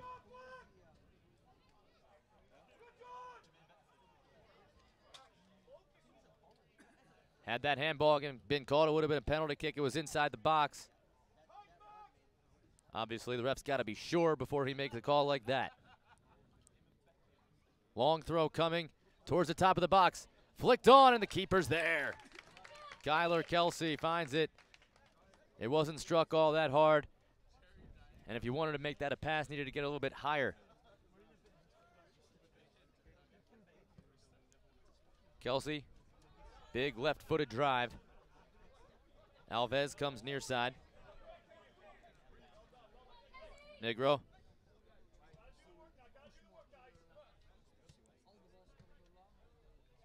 And that pass, a little bit too hot to handle, rolls out, it'll go for a throw.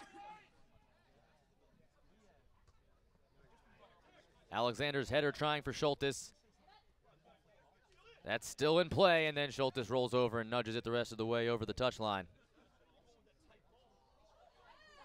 And that was a bit unnecessary there as the Concorde Fire head coach juggling the ball on his sideline, forcing player to come and take it from him. That's something the referee should probably keep an eye on, especially the fourth official who's over there with the opportunity to have a talking to.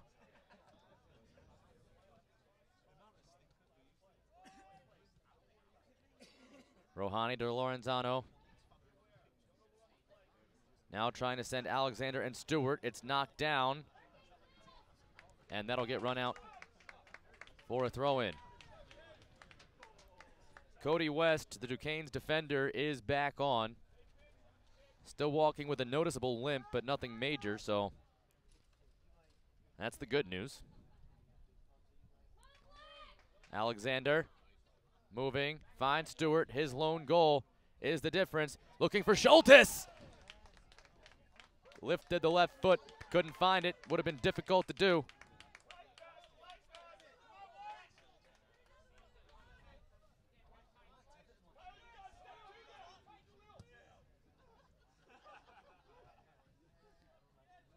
Lorenzano came in from behind.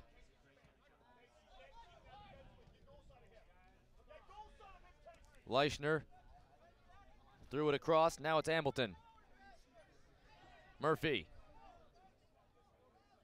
Alves. Walking in. Alves left-footed drive, knocked down. Skylar Kelly got to it.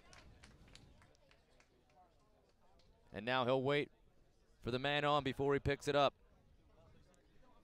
2014 U.S. Youth Soccer National Championships are brought to you by Skills, the official player performance training sponsor of U.S. Youth Soccer, and by Sports Authority, the official sporting goods retailer of U.S. Youth Soccer, as you get a look at the replay there and the save made by Kelsey.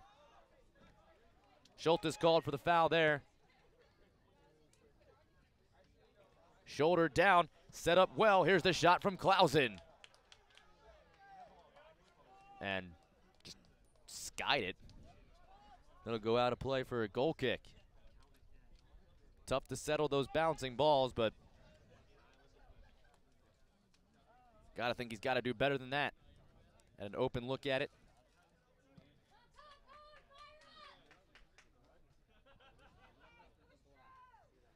Alexander can't win the ball. It's turned back by Murphy, but only as far as Poor. Alexander. Poor again, now to Rhett Webb. Checks the defense, sees he's got a couple of men on. Decides to take that challenge.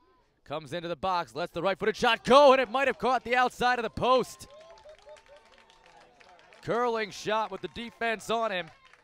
And I think that nicked post before it went out of play. Cody West stole it. Comes near side, Schultes.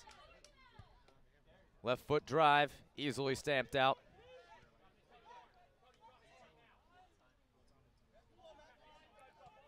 Circling behind.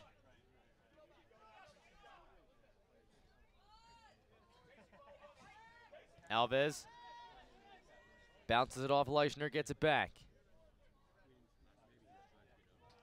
Turning now, Murphy. Walking through the middle. Robinson coming to him. Alves. Negro in. Newman steps into the middle for Murphy, but it's cleared away. But PDA retains possession. Alves again. Chipping it to the box. Chansey steps up. And the captain along that defensive line blocked it off.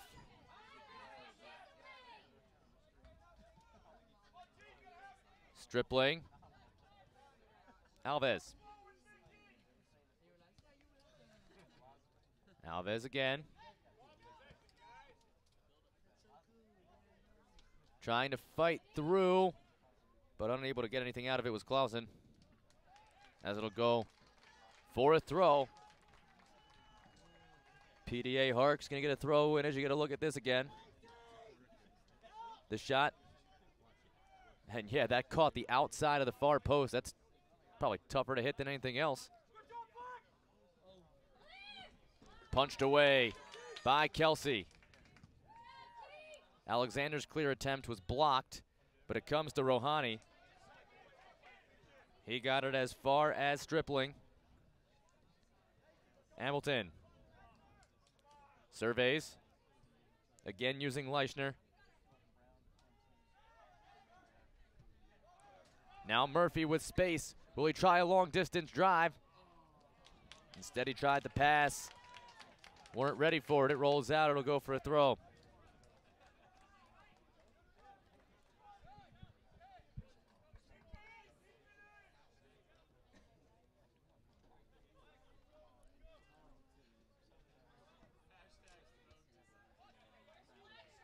PDA controls, tries to turn it. Chansey comes through, gets it ahead to Rhett Webb.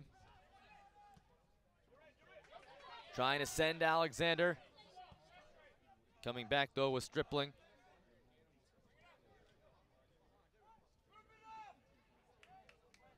Hamilton.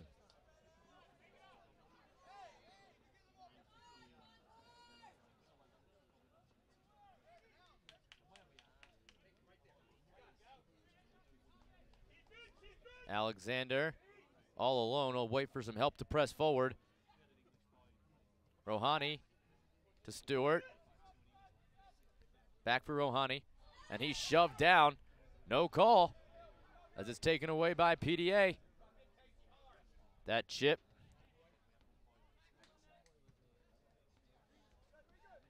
And Poor sends that back. Alexander would have been offsides as he just watches that take a couple of hops to the keeper. 15 minutes plus stoppage time left. Alves trying to lead a charge up. The PDA Harkes trying to get the equalizing goal. Stripling tried for Leichner. Was stopped by Schultes, but just for a moment. Alves feeds it across. Can they get a shot away? Trying to get back to Alves. He was bending his run. Timed it well, but the pass a bit too hard. Trying to squeeze it through the defense. That would have been a toughly measured ball.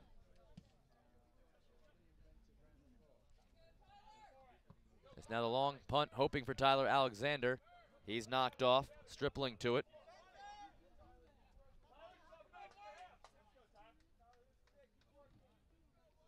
Murphy. Going to try the long pass, and he's walled off by West. Lorenzano was in the area as well. Had David Negro making the run, but didn't work out.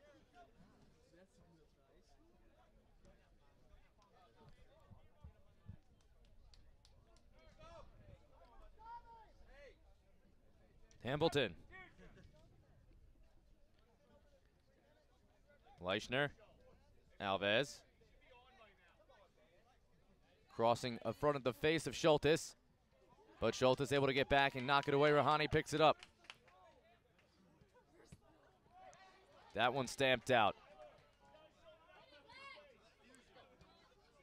Trying to turn with it is Alves. He wrestles it free. Working inside is Clausen. The shot and the save. Oh, Clausen was in behind the defense.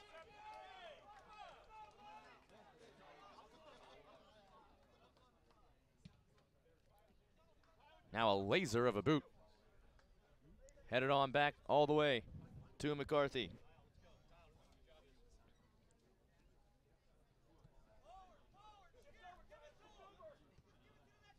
As we'll show you again, getting inside, beating the defense was Clausen.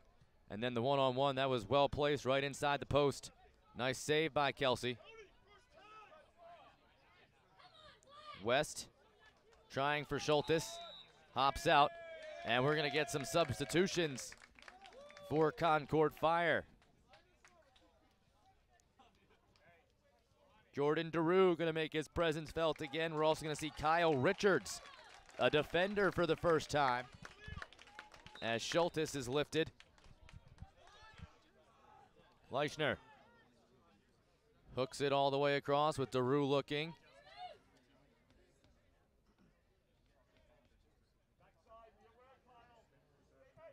Into the box, headed on net. Oh, what a save!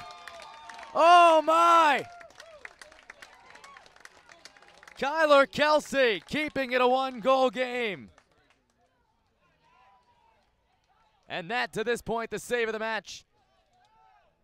His third or fourth terrific stop. Now the ensuing corner. Richards headed it along. Stewart giving chase. Alves able to keep possession. Well done. Back to his feet now. His insert, though, will find nothing but the far boards along the end line for a goal kick. Oh, how close PDA came to tying it up. Here's a look. Just able to get the tip of his fingers on it. The perfectly placed header, or so they thought.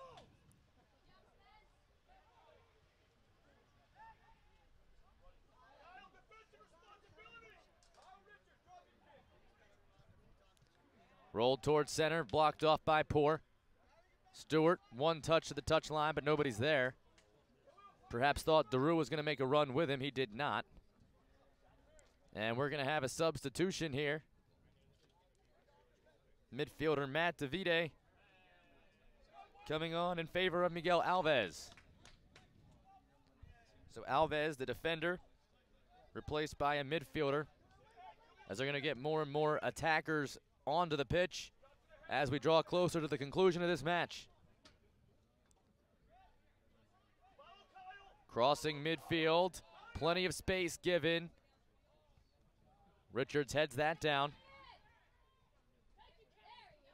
Webb, DeRue gets it as far as Hambleton, who again stops it right around midfield. Stripling plays it wide. Can they get something inside here?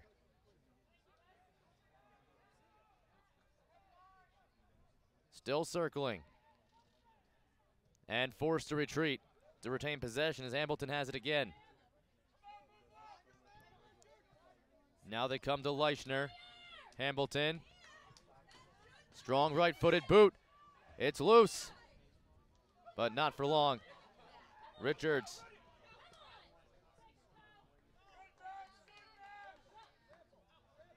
Tried to go back to West. Chansey comes over.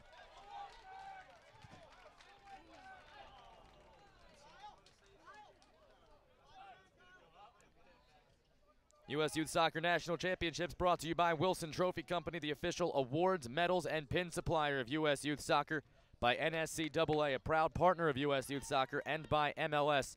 U.S. Youth Soccer is the official grassroots partner of MLS. That crossing attempt cleared. Stewart turning, waiting, has Richards making the run. It's fed through well. Can he finish? Richards the substitute, and he drives it wide. He got the left foot to it. Now they restart quickly. Perfectly placed through ball. That was a cheeky touch.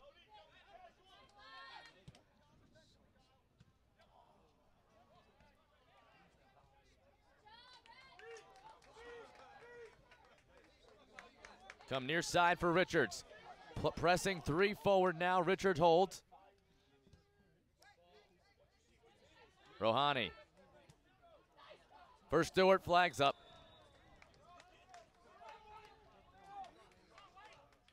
As you take a look at how close it was to 2-0, perfectly placed pass. Richards used his speed, had to hurry with the keeper closing in, a defender as well. And the left-footed touch sailed wide.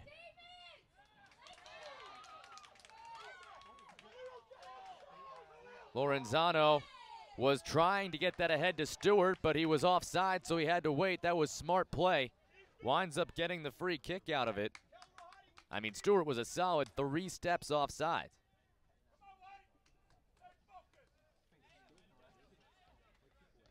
Time continuing to melt away. Useful. Daru sends it in under the foot of Stewart. Good patience shown as Daru had it, kept it along the end line, wasn't being pressured, so he was able to wait until he could time out the pass. But Stewart just couldn't get his boot to it. Now Rohani. Daru through Webb to Richards. Richards, since coming on as a substitute, has been very menacing. Stripling turns it. Freeman.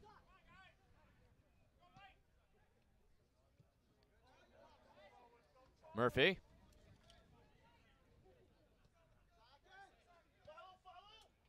Nice give and go, gets him some space in the wing. Taking on Richards, rolls it into the box, it's deflected, still loose, control gained. Outside it's Newman, sends it towards the box, and that's punched over the net. It was sinking quickly. Skylar Kelsey decided not to take any chances, and they will concede the corner.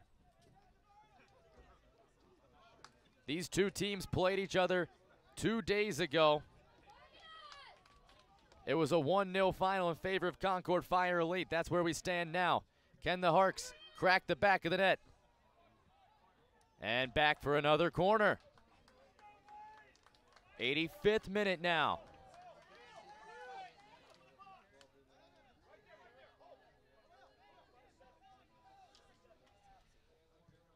Low punching line drive. Headed to the top. Underneath the foot of Murphy. And now Stewart racing towards it. Can he keep it in play? It slows up for him.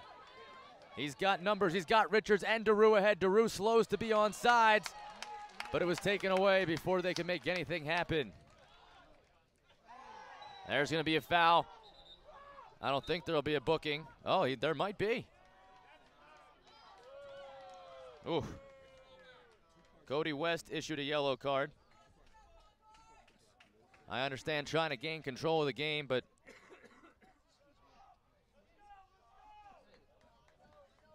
as we'll see it again before Murphy's insert. He did get a lot of the instep, so understandable. Murphy flicked towards the center. Rohani tried to send it away. It's flicked in. Still controlled, but only for a moment as Rohani kicked it, but not that far. Murphy sends it back. Lorenzano clears it out. Leichner found Freeman. Stutter step working on Daru, but Daru forced the misstep, and this one's booted clear. Stewart coming back for it. Leichner to it, and that's a handball. It's got to be a handball. And there's the whistle.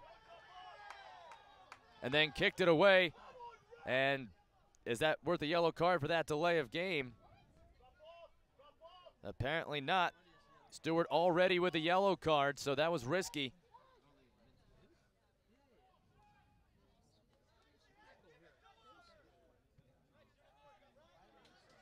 Near side, Hambleton.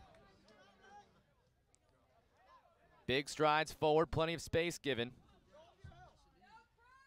As he comes near side. Oh, spin move to get some space in the wing. Looking to get something in. And going tumbling over the end board after sending that cross over the end line. Seems to be okay.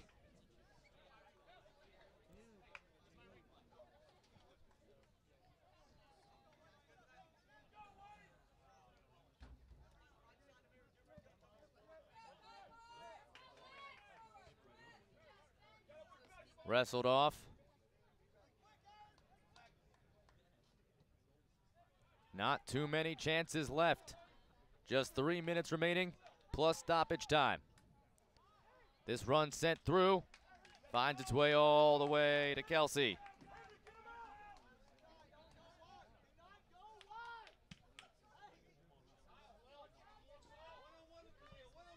Strong boot all the way down. Stewart coming back to try to win this. And that's deflected off. It'll be a goal kick. Concorde Fire wanted to get a sub in. They didn't see it. Play continues. Left-footed to the top of the box.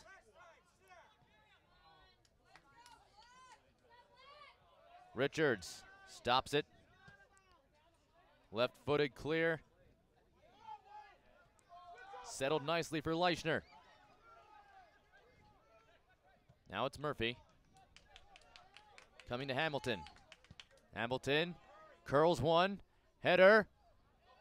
And that's going to be a goal kick. And now they get the substitute. Kyle Richards, who was a spark plug while he was in there, going to be replaced by Amiri Abraham. Round of applause from the Concorde supporters for the efforts of Kyle Richards, who came on, had a brilliant opportunity to double this lead, give Concorde Fire some breathing room.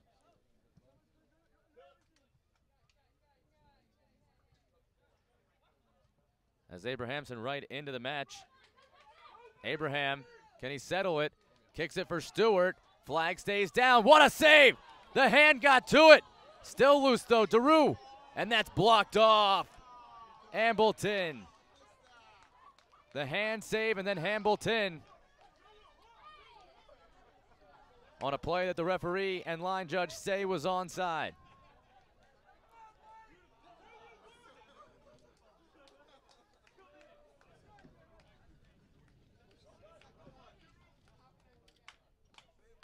Well weighted. That's a nice touch as they try to hold it in the corner. We're in the 90th minute now. Let's take a look at this again. And from that angle, it's tough to tell. The ball was already in the air. But you can see the excellent save and then the blocked shot. That'll go out for a PDA throw. They'll have possession. See how much time is added on. No electronic board as of yet.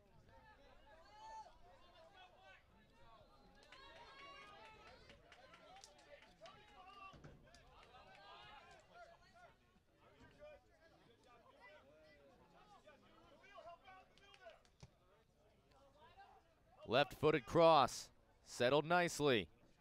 Turning with it, Freeman. And he was working on Abraham, the brand new substitute. That runs out. It'll be a corner as 3 minutes. 3 minutes of added time shown. And now on the corner, they took it a little prematurely. It's headed up, comes down, volleyed back towards the corner, and reaching up and pulling it in. That time, Kieran McCarthy was coming, sprinting up, trying to get involved in the set piece. But the corner was taken before he could get there. Now it's Stewart giving chase. They turn it back to McCarthy. He starts ahead, Leichner. This the final match of these youngsters' youth soccer career. Does PDA have one finish in them? Curled into the box, but headed away and then chested down. Now the send for Stewart. That's a well-weighted ball. Oh, and the defense cut him out, and he got high with the leg there. That could have been a dangerous play. He comes up a little bit limp.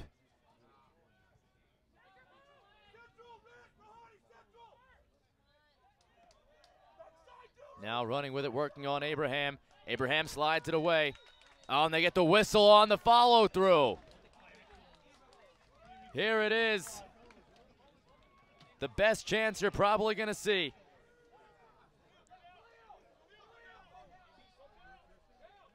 Just outside the far top corner of the box. Khalil Stewart is down.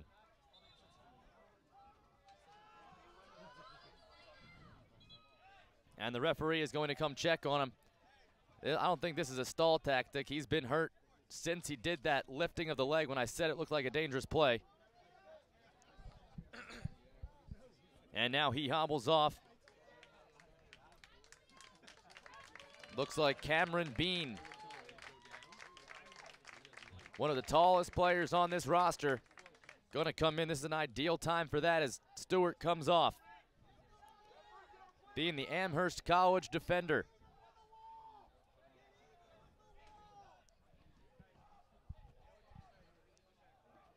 Nine in the box, including the keeper. It's served far and too far. Matt DeVite gave it a leaping effort, but that was hit sharply and a bit too flush.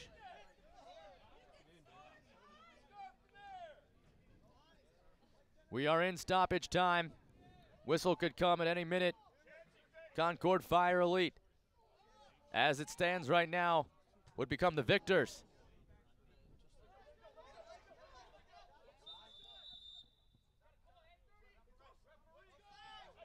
And the offsides flag was up, so we'll get a restart.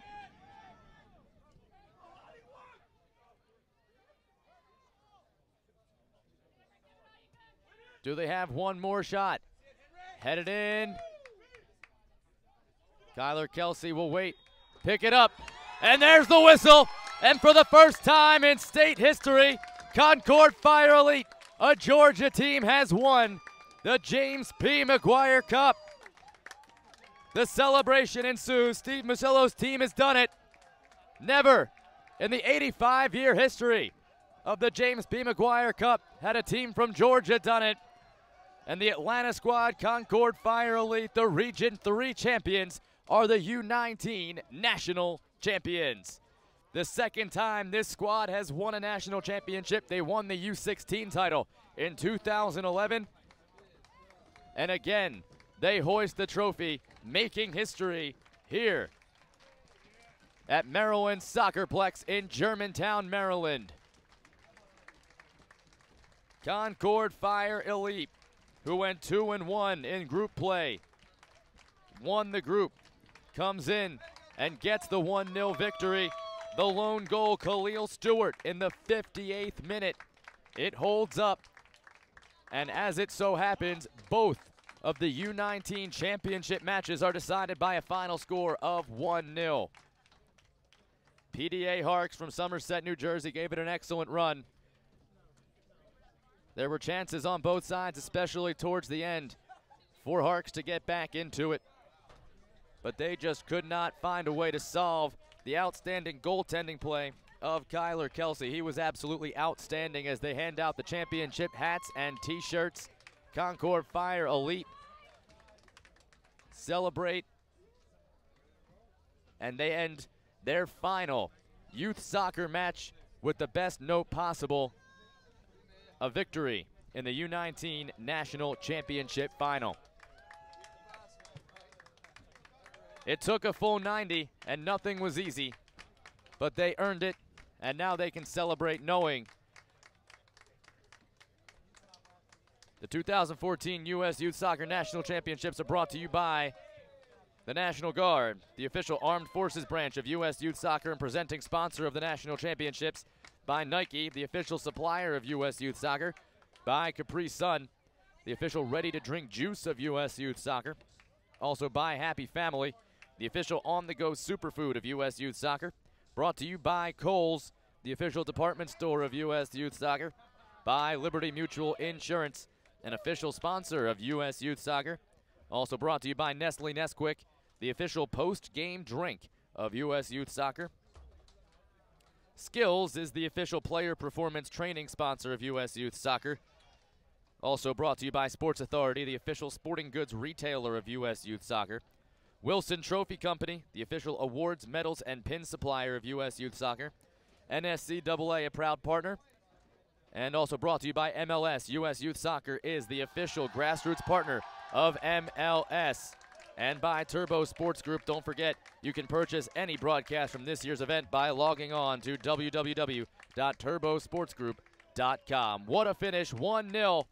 Concorde Fire Elite from Atlanta, Georgia becomes the U19 James P. McGuire Cup national champion. It was certainly an exciting match, and they were outstanding on both ends of the pitch, getting the goal when they needed, having a few more opportunities. There were big saves on either side. Otherwise, this could have been a very high-scoring game. Both teams gave it an excellent run. PDA Harkes has nothing to hang their heads about, as let's go back now and look at all the moments from this outstanding final match. There you see what was on the line, the James P. McGuire Cup. Early on, there were chances. Concorde Elite putting it on net, diving save by Kieran McCarthy, who played an excellent match in net for PDA Harkes. Then here, a chance that bounces just wide. Here you're going to see one of the best saves of the match. It's Kyler Kelsey again reaching up and snaring it out of thin air. Then a send into the box, and another great save, this time by McCarthy. That kept it level heading into halftime. Another save forced to be made as Kelsey was back on it. Then here, the game winner, Keon Stewart in the 58th minute. Sidestepping the defender, 3 around him plus the keeper to beat, and the absolute lovely touch. Found the back of the net, perfectly placed into the corner. That one goal would wind up being the game winner a mere 30 minutes later. Plenty of opportunities there as you see one trickle just wide for PDA. Again on an insert, another header, this time snared out by Kelsey. More opportunities. Now as you see a diving attempt to try to take a 2-goal lead. Here Alves sending it ahead, driving one in, knocked down easily by Kelsey. Plenty of saves made by Kelsey. He was outstanding as one beat the keeper but also missed the net. Then here, another one driven into the near post. And then there's the save of the match. In the closing moments, watch this. Headed on net, full extension to just get the fingertips on it and poke it away from leveling the match in the final stages. And with that, Concorde Fire Elite celebrate as they, with the 1-0 win, become the James P. McGuire Trophy champions. You see plenty of opportunities. Harkes coming close in those final moments, a barrage on net. But Concorde Fire Elite and Kyler Kelsey hang strong, and they are your U19 national champions. What a fun-filled day we had here. Big-time semifinal matches, as you see. Head coach Steve Musillo, who said this team wants to make history right from the beginning of their title run, and that they did, becoming the first Georgia team to win the U19 Boys National Championship with U.S. Youth Soccer. What a day. 2 champions already decided here on Field 11. It was U19 Boys and U19 Girls. We'll have more championship action coming tomorrow from Field 11 with the U17 Girls coming up at 8:40 tomorrow morning, followed by the U17 Boys at 10:40. Until that time, for our entire production crew, U.S. Youth Soccer, and all of us from Turbo Sports Group, my name is Jake Levy. Once again, the final score from the Stadium Field, Field 11, 1-0. Concorde Fire Elite defeats PDA Harkes and takes home the U19 National Championship. We'll be back with more tomorrow morning. We look forward to seeing you then, but until then, good night.